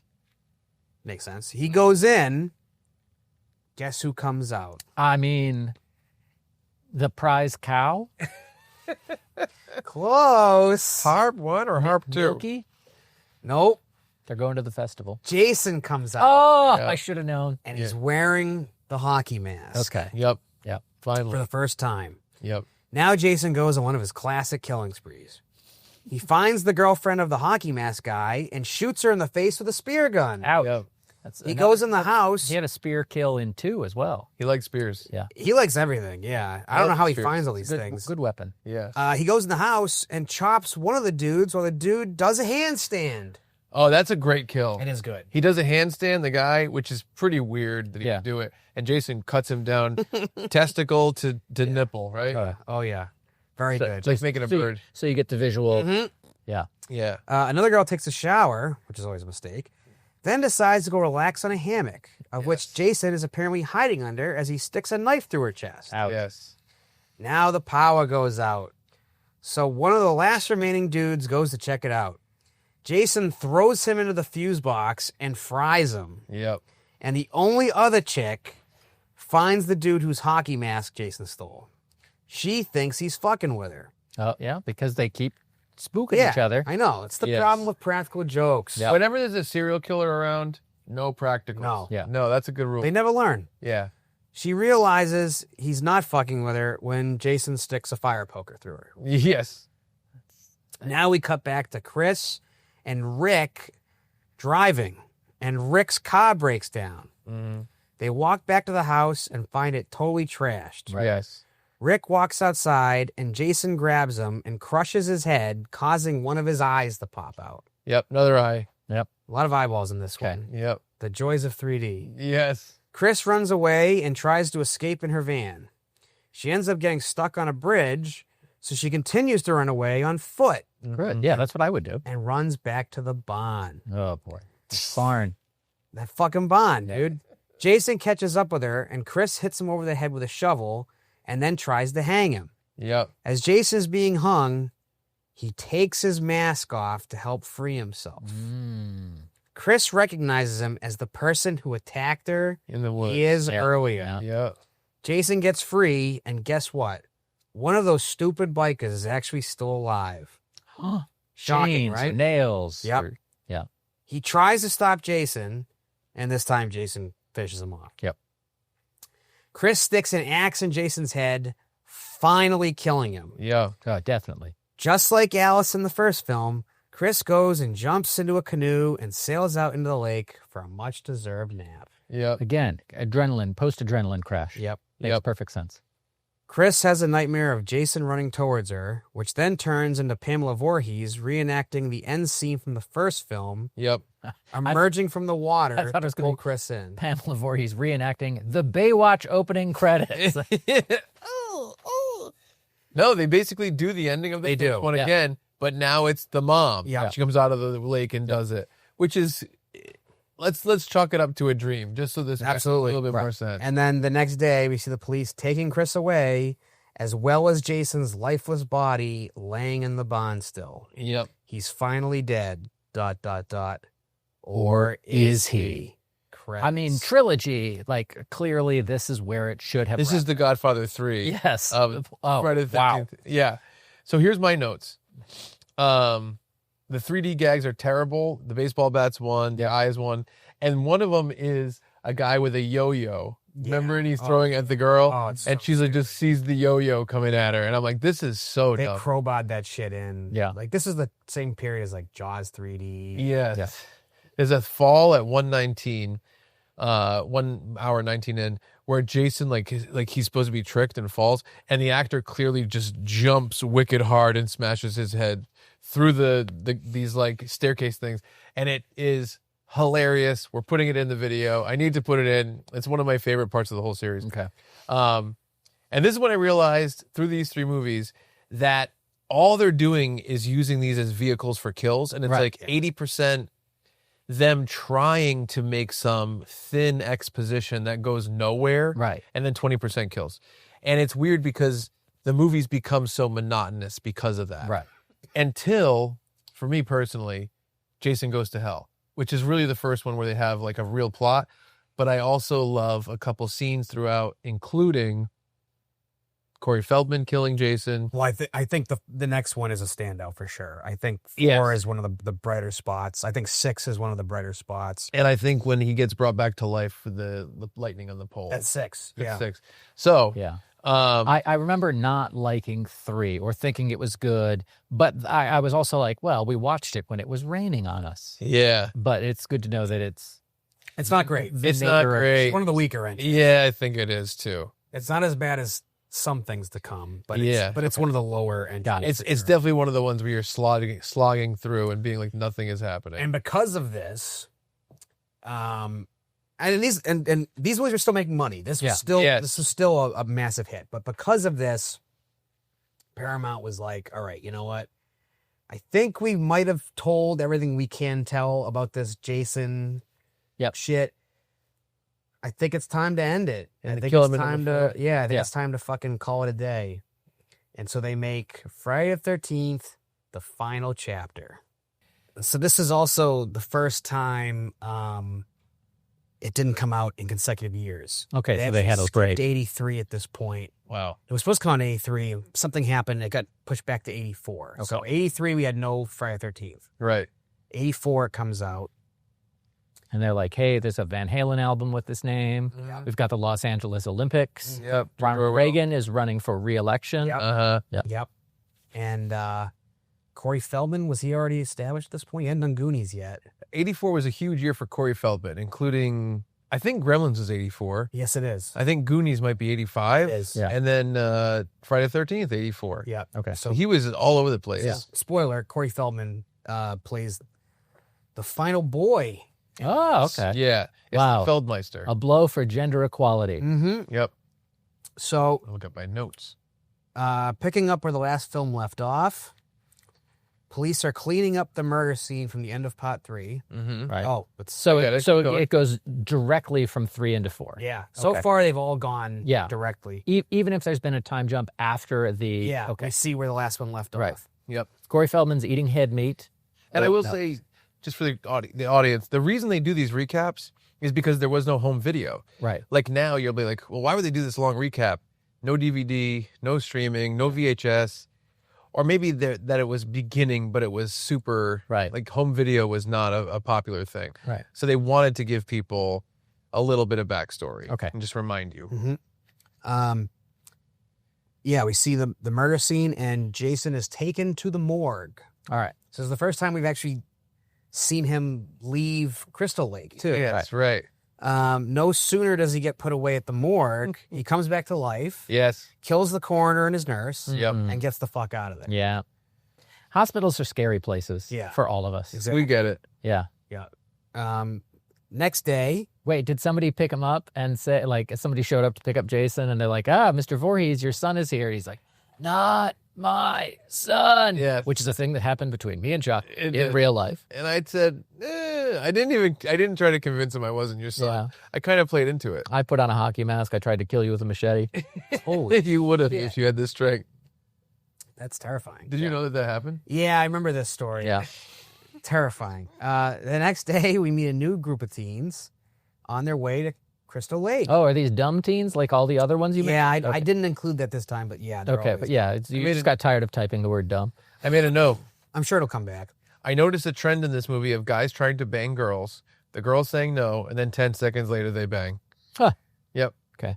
It is a weird, but regular trend. Also in this movie, one Crispin Glover. Yes. And his scenes. I thought you were going to say Chris Benoit, and I'm like, what the hell? Chris Benoit versus Jason. Yep.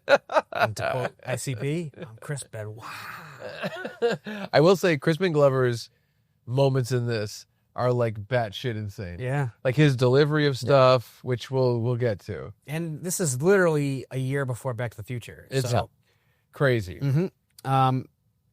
they drive by Pamela Voorhees' grave Mm-hmm. and a hitchhiker who Jason kills. Oh, You're doomed. He's just driving by. Yeah. So like, you're doomed. Yep. You're doomed. He throws the eyeball. yeah. The teens arrive Mm-hmm. and they meet Trish and Tommy Jarvis and their dog Gordon. The next day, Gordon Jarvis. Gordon Jarvis. Yeah. The next day, the teens meet some twin sisters and go skinny dipping. Oh, Doublemint twins. Exciting stuff. Oh yeah. this is probably Ever go skinny dipping? I can't swim. I Oh yeah. from pools. Much like I'm scared of masks and prosthetics and dummy and robots. Jimmy is scared of the water. You know that? aquaphobic, but not hydrophobic. Yeah, I'm a regular Jason. What's a hydrophobic? Hydrophobic, you You can't drink water. like rabies. Oh yeah. yeah. Maybe you have rabies. I hope not. That would explain like your behavior. It would explain a lot of That's looks. true. Yeah, it really might look. Yeah, I know. And foam at your mouth. Yeah. Yeah, skitters under the. I always wondered why cheers. I foam so much. Yes. Trish and Tommy come up to the mall and they invite Trish to a party. Yes. Heading home, Trish and Tommy's car break down, Oh boy. and they're helped out by a nice guy named Rob. Okay. They take Rob back to their house, and he meets Mama Jarvis. Later that night, everyone is at the party. Okay. Mm-hmm. Including Mama Jarvis? Nope. Ain't no party like a Mama Jarvis party. Oh, she's at home. Okay. One of the girls gets mad about one of the twins flirting with her boyfriend. Yep. Yeah. So she storms outside, and Jason kills her from under a raft. Okay. You have a and- note for this? I just have some notes in general about like at this party, Crispin Glover is supposed to dance with one of the girls, and it's like the most memorable part of the movie. It's like, Yeah. it's Very It's- herky jerky. it's like I can't believe the director was like, mm-hmm. Robert Zemeckis saw this and went, "We have George McFly." McFly. Yeah. Yeah. Um, I also love it. Just to bring up Crispin Glover's like bizarre actions in this, because like it is weird. It's hard to explain the way he acts. oh yeah. At one point later on, he's asking for the corkscrew. He goes, James. I don't know the guy's name. He's Yeah. like, James, where's the corkscrew? Where's the corkscrew? Like, and he's like delivering it.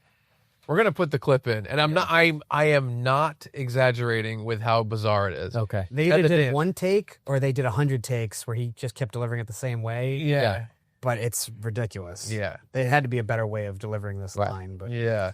her boyfriend then comes out looking for her, and Jason harpoons him in the nuts. Whoa, Yep. that's 3 spear kills in consecutive movies. Yep. That's got to be a record. Yeah. I would say so. Yeah. Yep. Then the other twin decides to leave, and Jason gets her with a spear. Yep. Oh my gosh. Spearmint, doublemint. Yeah, I guess that makes sense. Exactly. Yeah. Yeah. So now we cut to Jarvis Manor, where Mama Jarvis is returning home, but there's no power. And if we established that Corey Feldman as the Jarvis boy, Tommy, likes to make masks. No, but that is kind of critical. That's Kind of important. That's part of his identity is he's making masks. Although they only spend like 1 minute on it, and that's it. But then it's like crucial to the end. Yes, exactly. So she goes outside to, investigate this no power situation. Right, yeah. And she's killed off screen. Oh, Yep. This is fine. probably with a spear. Yeah, who knows? This is 30 years before Terrifier would take no prisoners and start killing mothers in front of their children. Yep. This was like, Yeah. like we're killing kids, but if we're going to kill the parents, we don't want you to see that. Yeah. This is Very nice. off screen. Very nice. So Trish and Tommy come home, realize their mom is missing. Trish goes looking and finds that nice guy Rob's campsite. The guy's camping. All right. Here it's revealed that Rob is the brother of a girl that Jason killed in one of the other movies. Okay. I don't remember which one because they're all so interchangeable. Yeah. Yeah. But it is in fact one of the actual characters. All right. And he tells Trish that he is there to avenge his sister's death. Good. Motivation. I mean, I'll say 2 rights or 2 wrongs don't make a right. And of course, an eye for an eye, and the whole world goes blind. World, baby. This is I wish also Jason should have said that to him. Yeah. yeah. Although Jason's eye. Yeah. Yeah, I know. He wouldn't know anything about that. Yeah. This is also the first time that somebody is knowingly like showing up in search of Jason. Right. Yeah. Like people are just for years showing up having no idea that people have been getting murdered here Right. regularly. Yep. This guy actually came here to find Jason. Yeah. Yes. So Trish and Rob now go back to find Tommy. Cut to the living twin, the one that didn't die, Right. fucking one of the dudes. Oh, okay. That dude goes downstairs and gets a corkscrew to the hand and a cleaver to the face. They kill him? Just kidding. Oh, yeah. Where's a corkscrew? I wrote, Jason is never short on weapons. It's true. But it seems like he has his favorites. Yeah. He does. Yeah, he But does. he doesn't mind a corkscrew. Yeah. I will say, what if he walked into these places and there wasn't any sharp things? Right. What would he, I mean, I guess he could joke Yeah. and beat someone. He definitely gouges some eyes at some point. True. Meanwhile, the living twin notices that her sister's bike is still there, even though she left like an hour ago. Oh, boy. Before she can think about it any longer, Jason jumps through the window, Loves to do it. Loves to jump through windows. throws her out of said window Yeah. onto a fucking car. All right. Okay, I wrote this down too. When they throw it, when he throws her, they put all this stuff in the car to make the windows blow out. Yeah. And when she hits that car, it's like a bomb goes off. It's like the truck driver from the first one. It's- on it. And this is a little girl, like Yeah. a skinny little chick. And the effect is cool. It's great, But it just it doesn't make any sense. doesn't Yeah. make any sense. Overdone. Or maybe Yeah. like, she fell off like a 30-floor building. Yeah. Yeah. This yeah, thing yeah. fucking blows. Yeah. Yeah. This is like pre-Michael Bay explosion. Yeah. One of the other dudes is watching porn on a Like projector. like late 1930s porn. Yeah. All right. And smoking some weed. Oh. Two big no-nos. Yep. Although in fairness, he was going to die regardless. Yeah. And die he does. Yeah. Jason stabs him in the face through the screen. Yes. Oh. That's right. Because he wants to get up close to see Yeah. the nether region. Oh, yeah. And then something happens. Something happens and he goes to investigate by getting close. And Jason's like, hello there. Yeah. Yeah.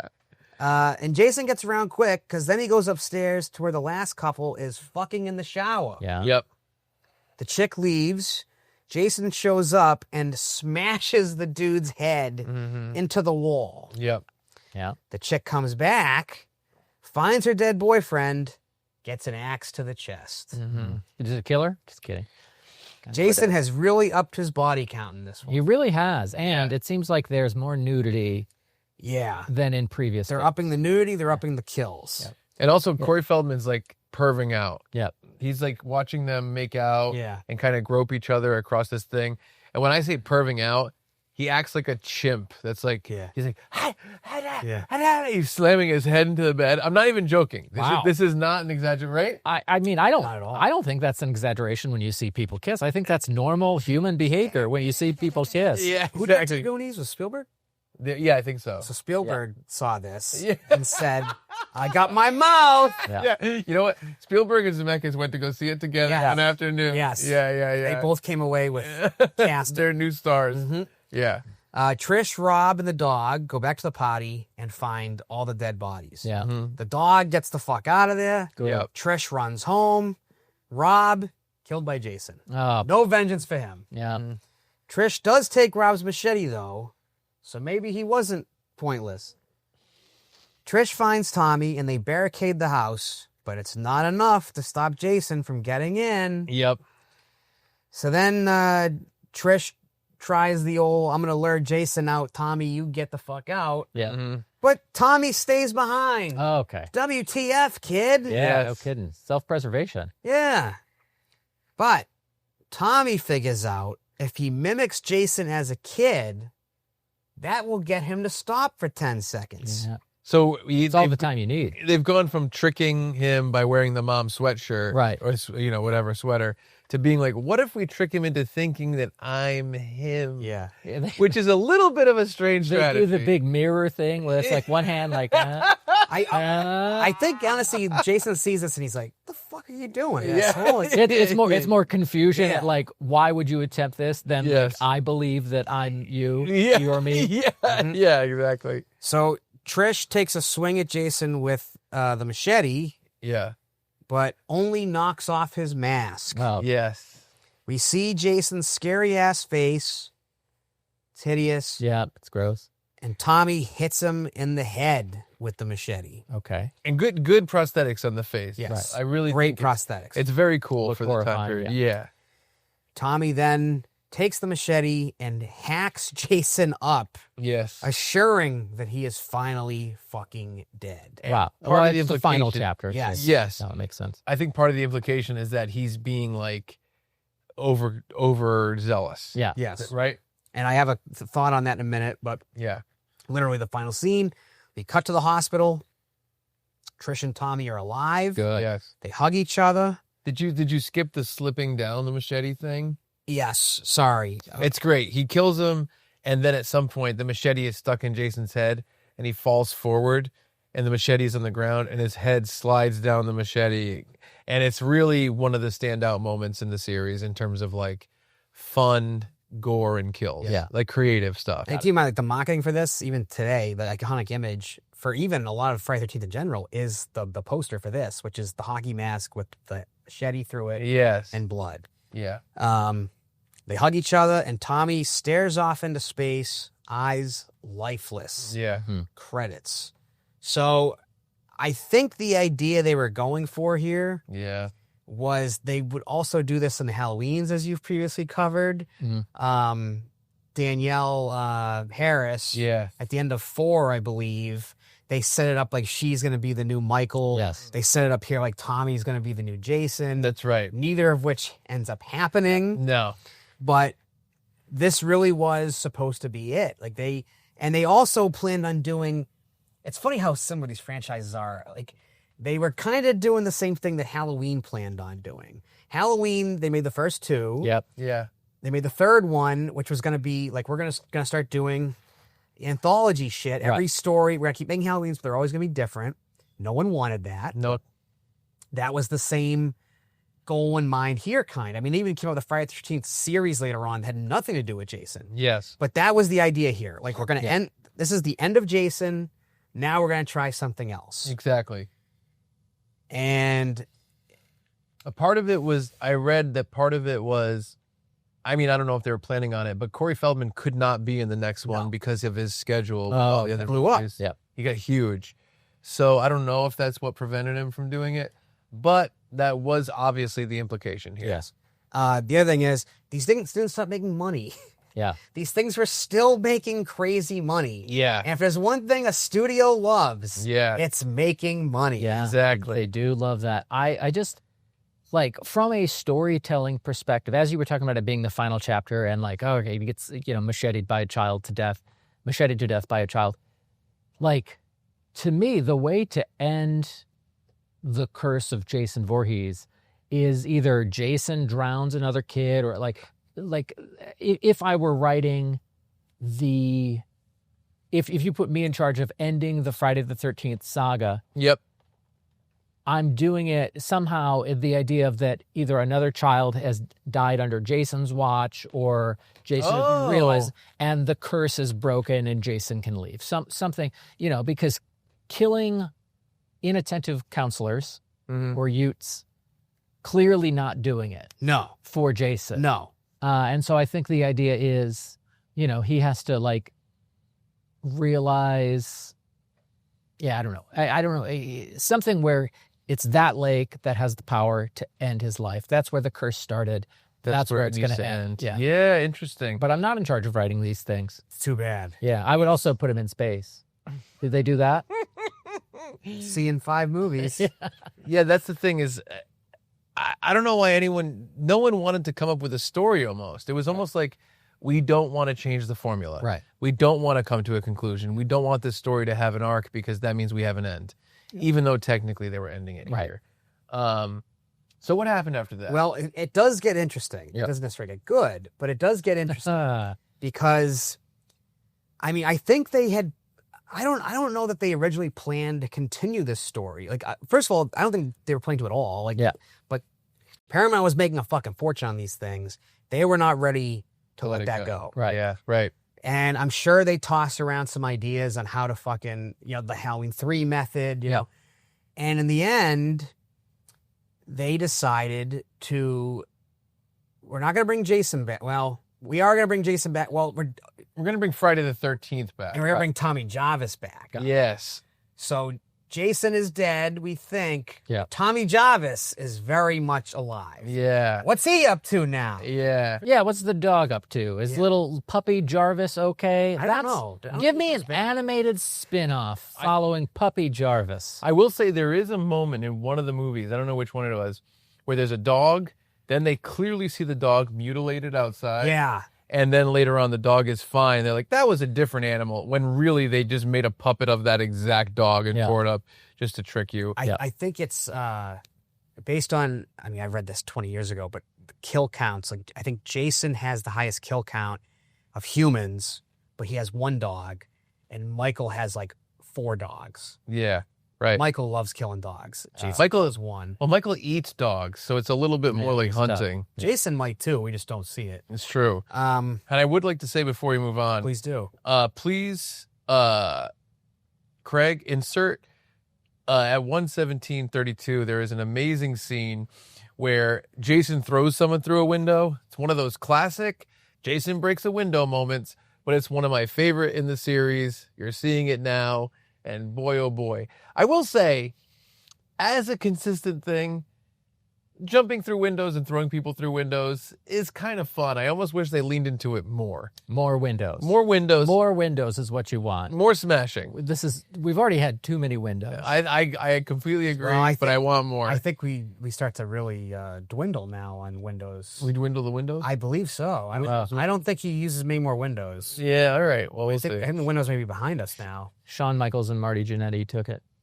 Yeah, now that's a That's a deep cut. Marty Jannetty. Yeah. Craig, insert. Yeah. If you get it. Let me know if you don't. All right, so Jason's dead, Yeah. and we're going into part 5. Yes. 1 year later, Oh, boy. 1985. Okay. Yeah. Friday the 13th, part 5, a new beginning. New beginning. Rocking the shorts. Yep, he is. I wrote here the film was supposed to be set up a new series of films with new villains. Okay. Really? But based on audiences' reactions, as well as a lower box office, that idea was scrapped, and Jason would return a year later. I hate this one. You hate it. Hate 5? Hate 5. Wait, why is your thumb up if you hate 5? Because you're thumbing up the hate? Wouldn't you be like 5? Thumbs down? No, you can't do 2 thumbs down. I'm not going to thumbs down the movie. I'm going to thumbs up the hate for the movie. Oh, okay.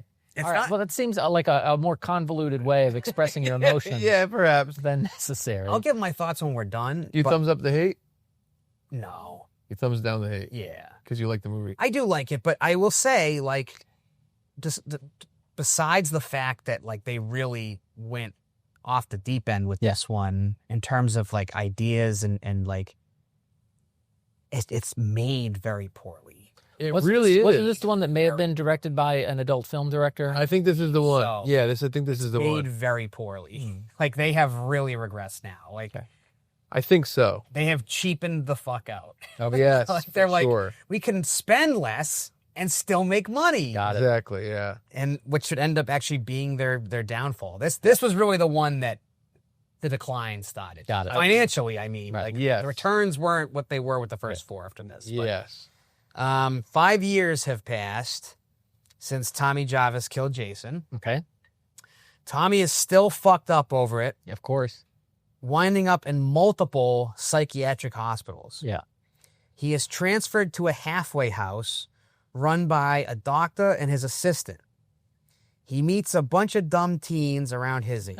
Oh, there we go. It's a little bit offensive the way that they portray one This of is these pretty guys. well. We're getting him real soon. Yeah. He doesn't take long. Yeah. They also have a cunty neighbor who hates them. Oh, is this the Yes. this is the hillbilly couple. Okay, and you thumbs up the hate to the hillbilly time. couple. I thumbs up that hate. I feel like this is, as I said earlier when I thought we were talking about them, this is the most annoying set of characters in the series.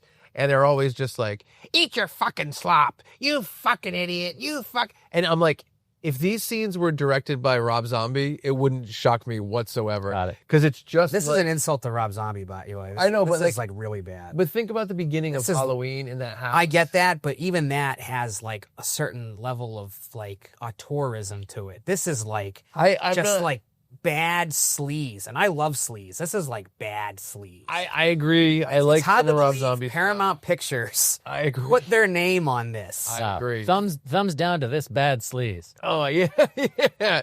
Thumbs up to this sleaze being bad. And they have so much screen time. Like you're actively waiting for these characters to either get killed Eat your or fucking go soup. away. They have so much screen time. You fucking dildo. I can't stand these characters. Oh, they're the worst. I wrote, they also have a cunty neighbor who hates them because a couple of the kids keep fucking on her property. Well, seems like it's justified.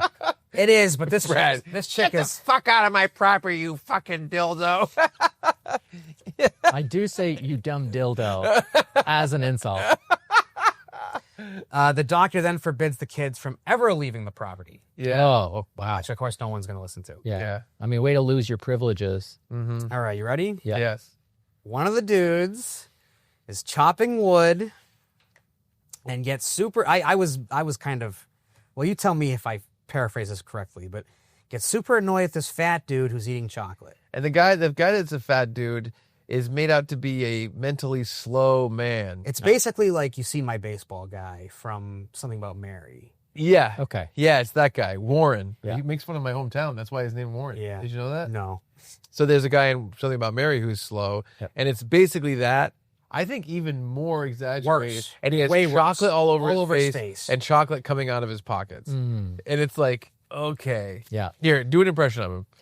I don't, the chocolate's behind the camera. Otherwise, I would. Never go full chocolate. Never go full chocolate. That can be taken two different ways. Sure can. He annoys the guy chopping wood, Yep. like I said. Yes. So he hacks the fat kid up with an axe Oh. and is arrested.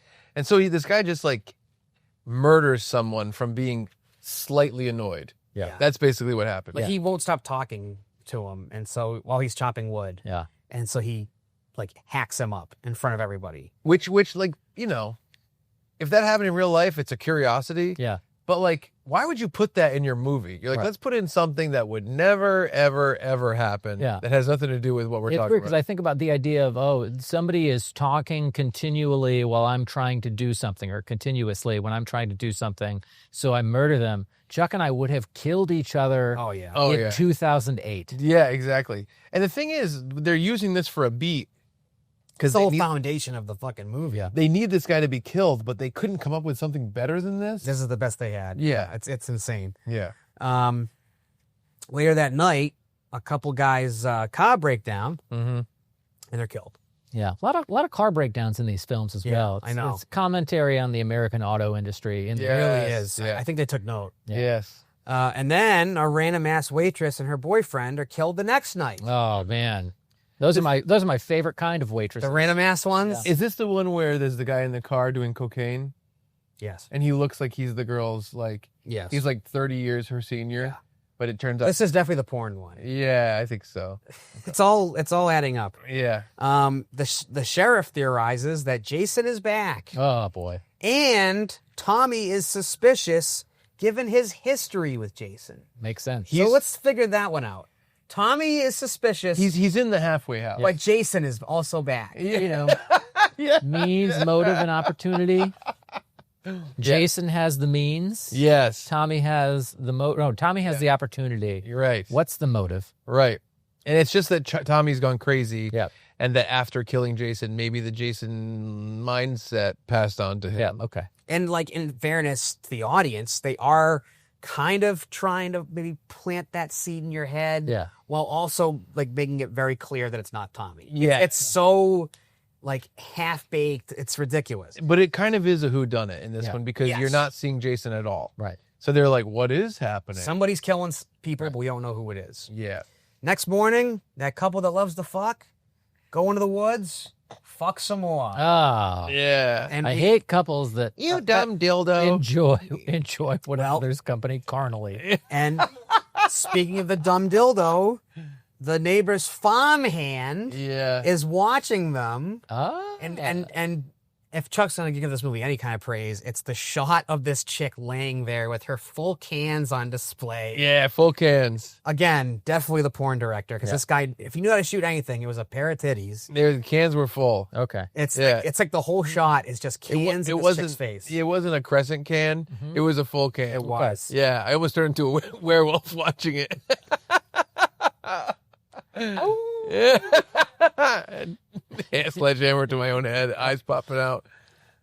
So the neighbors found another hick. Yeah. He's watching and presumably getting ready to pleasure himself. Yeah. But he gets killed. Right. Can't feel bad for him. Yeah. No. You dumb dildo. The chick is laying there naked. He's got blue overballs. Oh, yeah. That's quite a joke. That's a Brad Can we- Gorer joke. Let's just bring it up. Blue overballs. Also, it seems like we have a lot of hicks in this film. Yeah. Is this supposed to be taking place near Crystal Lake, or is this? I think it is. We never Why really that it's in- established, I don't think. I think It's in moved away. Murfreesboro, Tennessee. Oh yeah, you're right. Maybe you're right. But there is a barn at the end. I didn't know if There it was is the a same barn. barn. It probably is the same barn, like Probably is. the way they shot it. Yeah. But it's probably not supposed to be the same barn. It's the Right. same movie. Same filming location, different. Okay. Different Yeah. story location. So that guy gets killed. Yes. Right. Cans chick laying there naked. The dude that just blew his load, he goes to rinse off in the lake or something. Good. Yeah, it's important. Yeah. While he's Well, make gone, sure you don't get a UTI. while he's gone, The dude who blew his load Yeah. with the coat. while he's gone, Watch a out. topless chick, Yep. she Bam. gets like Madame pruning Bell's shears to the eyes, right? Yeah. It's a pretty brutal kill. Yeah.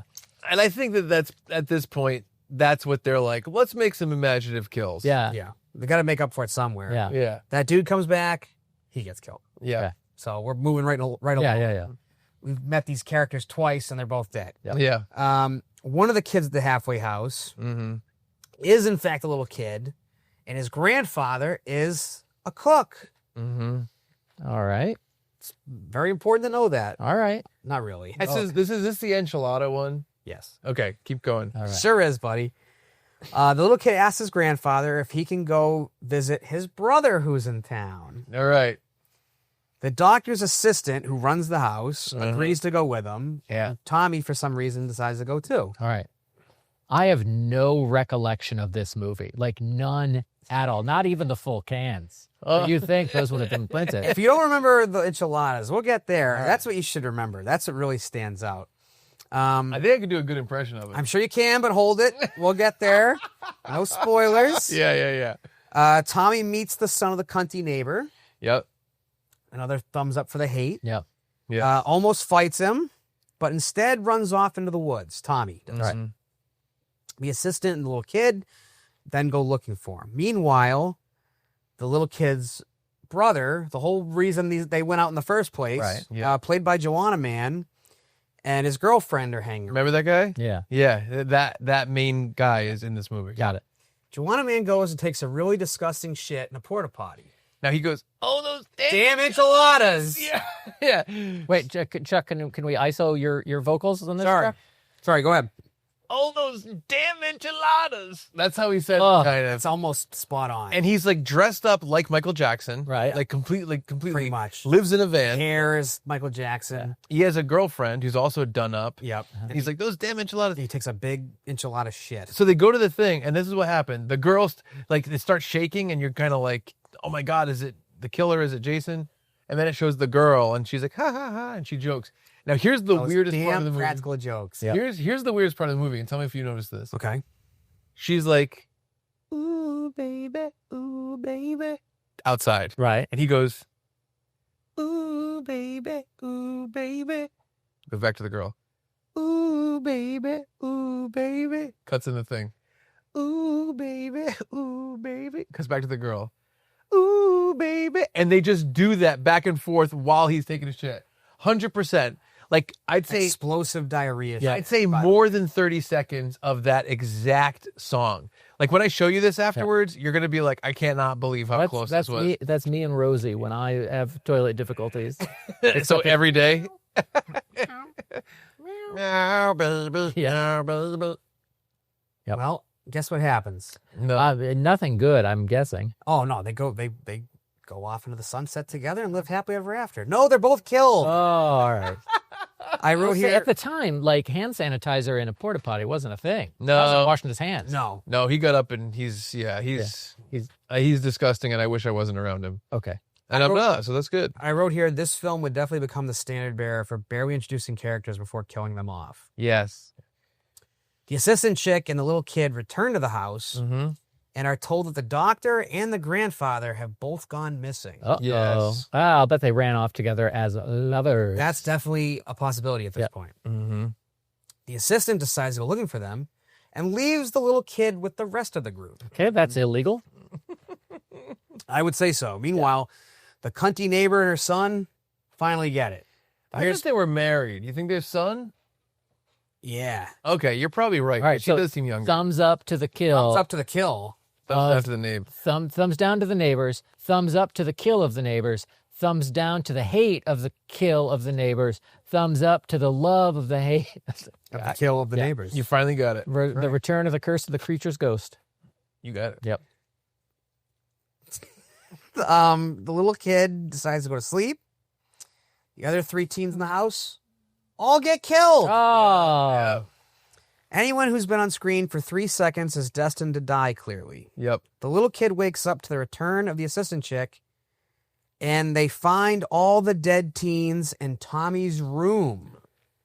You never store your kills in your own room. Yeah. Don't get high on your own supply. Yeah, unless it's a double reverse psychology. Well, You don't get... exactly. Because here the filmmakers are trying You're to... trying to think of another rhyme for victim. Oh, so You don't try to chill with your own kills. that's pretty good. All right, yeah. That's not bad. Not at all. But the filmmakers here are clearly trying to direct you that, Yeah. oh, Tommy's the Tommy killer. is the How killer. might be the killer. How bright red is this herring? Yeah. It's pretty bright. Yeah. Rudolph's then- nose. Jason shows up. He's alive. Hockey mask. Jason chases the assistant chick and the little kid, who then find the bodies of the paramedic from earlier, who we saw for about 10 seconds All right. after the fat kid was killed, Yep. the doctor, and the grandfather. Oh, so they didn't run away to be lovers. No, unfortunately not. And again, adults are Disappointing. killed off screen for some fucking reason. What a I'll make a homophobic America. And can I make a quick note? Of course. Jason's hockey mask, suspiciously, instead of the red triangles, they are blue. Yeah. We have that one, actually. We have the blue one. Oh, really? Yeah. Everyone's dead. Yes. Jason gets hit by a tractor, Yes. but still manages to get up and chase them into a barn. Yep. There's that barn again. Yeah. Tommy now shows up, so clearly, Yeah. he's innocent, Yep. to help save the day. Yep. There's a big, long fight, Mm-hmm. which results in Jason, in quotes, falling to his death. His mask comes off, and it's revealed that it wasn't Jason at all. Oh, man. Now, we want to pause here. Who do you think it could possibly be? Who have we really met that could even be left? I mean, let's see here. So we had The Undertaker against The Underfaker, and Leslie Nielsen was the detective that was assigned to solve it. I don't know. So we, you know what? Was it the wood chopper guy? No, he's in jail. Okay. So they kind of take a page from the first one. Uh-huh. It's somebody that we actually did meet, but so fucking quickly that you wouldn't even remember seeing them. I say he's on screen for 20 seconds. Oh, And that's being generous. Gabeson Porky.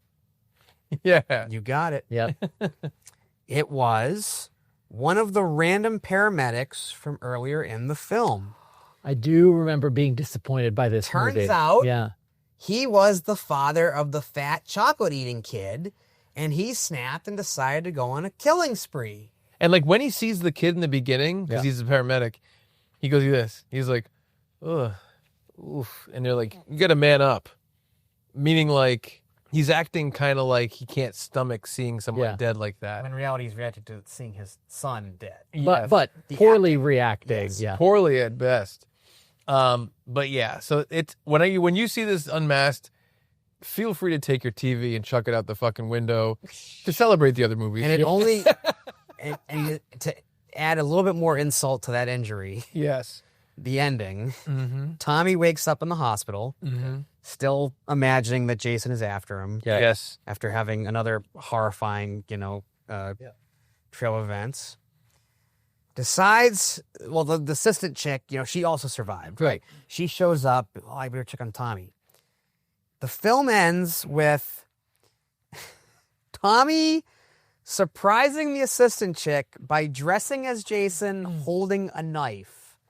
Credits. Yep. Further going down that Halloween 4 ending rabbit hole. It's a surprise, I guess. Yep. Yeah, this is probably my least favorite. Despite the full cans? Absolutely. I'm looking at my notes for it. I put the hillbillies are like the characters in a comedy, and they're the most irritating characters in any of the Friday movies. And the singing in the porta potty is bizarre. Okay. So I have already referenced my notes. Yep. That it's weird because I like I said, I remember the disappointment with the reveal. Like, wait, really with that guy?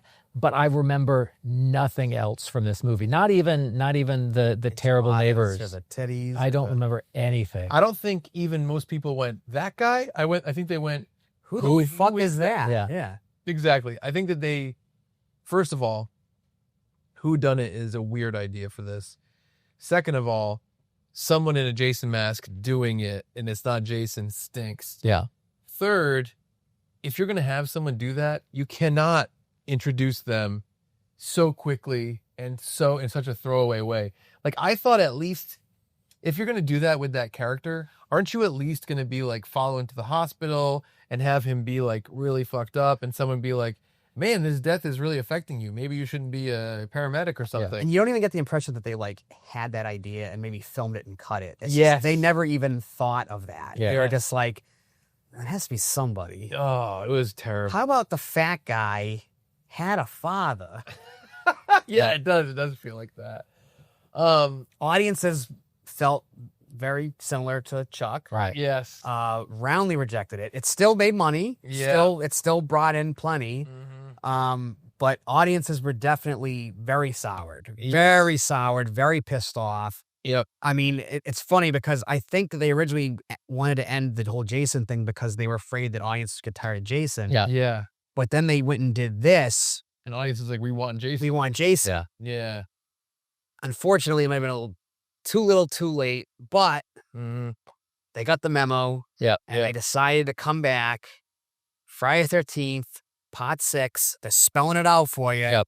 Jason lives. And we are going to end here Yes. for part 1 of our Friday the 13th recap. Thank you guys for checking it out. Yep. It kind of stinks that we're ending with this ambulance driver as the killer. And it's like great. It's such a great wicked banger. Can only go up from here. It's true. It will go up and then it'll go down again. And then like It's a real roller coaster now. it's like this Yeah. for quite a while Yeah. down. But then there's a couple ups. Well, folks, we appreciate you sticking around with us for part 1 of our franchise flashback. If you have questions, comments, concerns, or otherwise, send us an email, funbearablepod@gmail.com, or find us on socials @funbearablepod. Always happy to hear from all of you.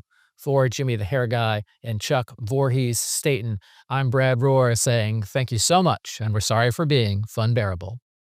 And then we'd like chatter for a few minutes. We try to like do a thing where eventually we get to another big joke and we laugh. Yeah, and then You guys in there? I guess you're going to come up with the joke. Yeah, I have no jokes. Right, you got a joke? No. I'm trying to think of the ones my dad told me as I was driving today. I don't think they were good. That's all right. Tell us What was let's see here. So one guy said, change a guy went to see a psychiatrist, and the psychiatrist said, change always comes from an uncomfortable place. And the guy said, I don't know, I found a lot of change in my couch cushions. I somehow knew it was going there. That is so good.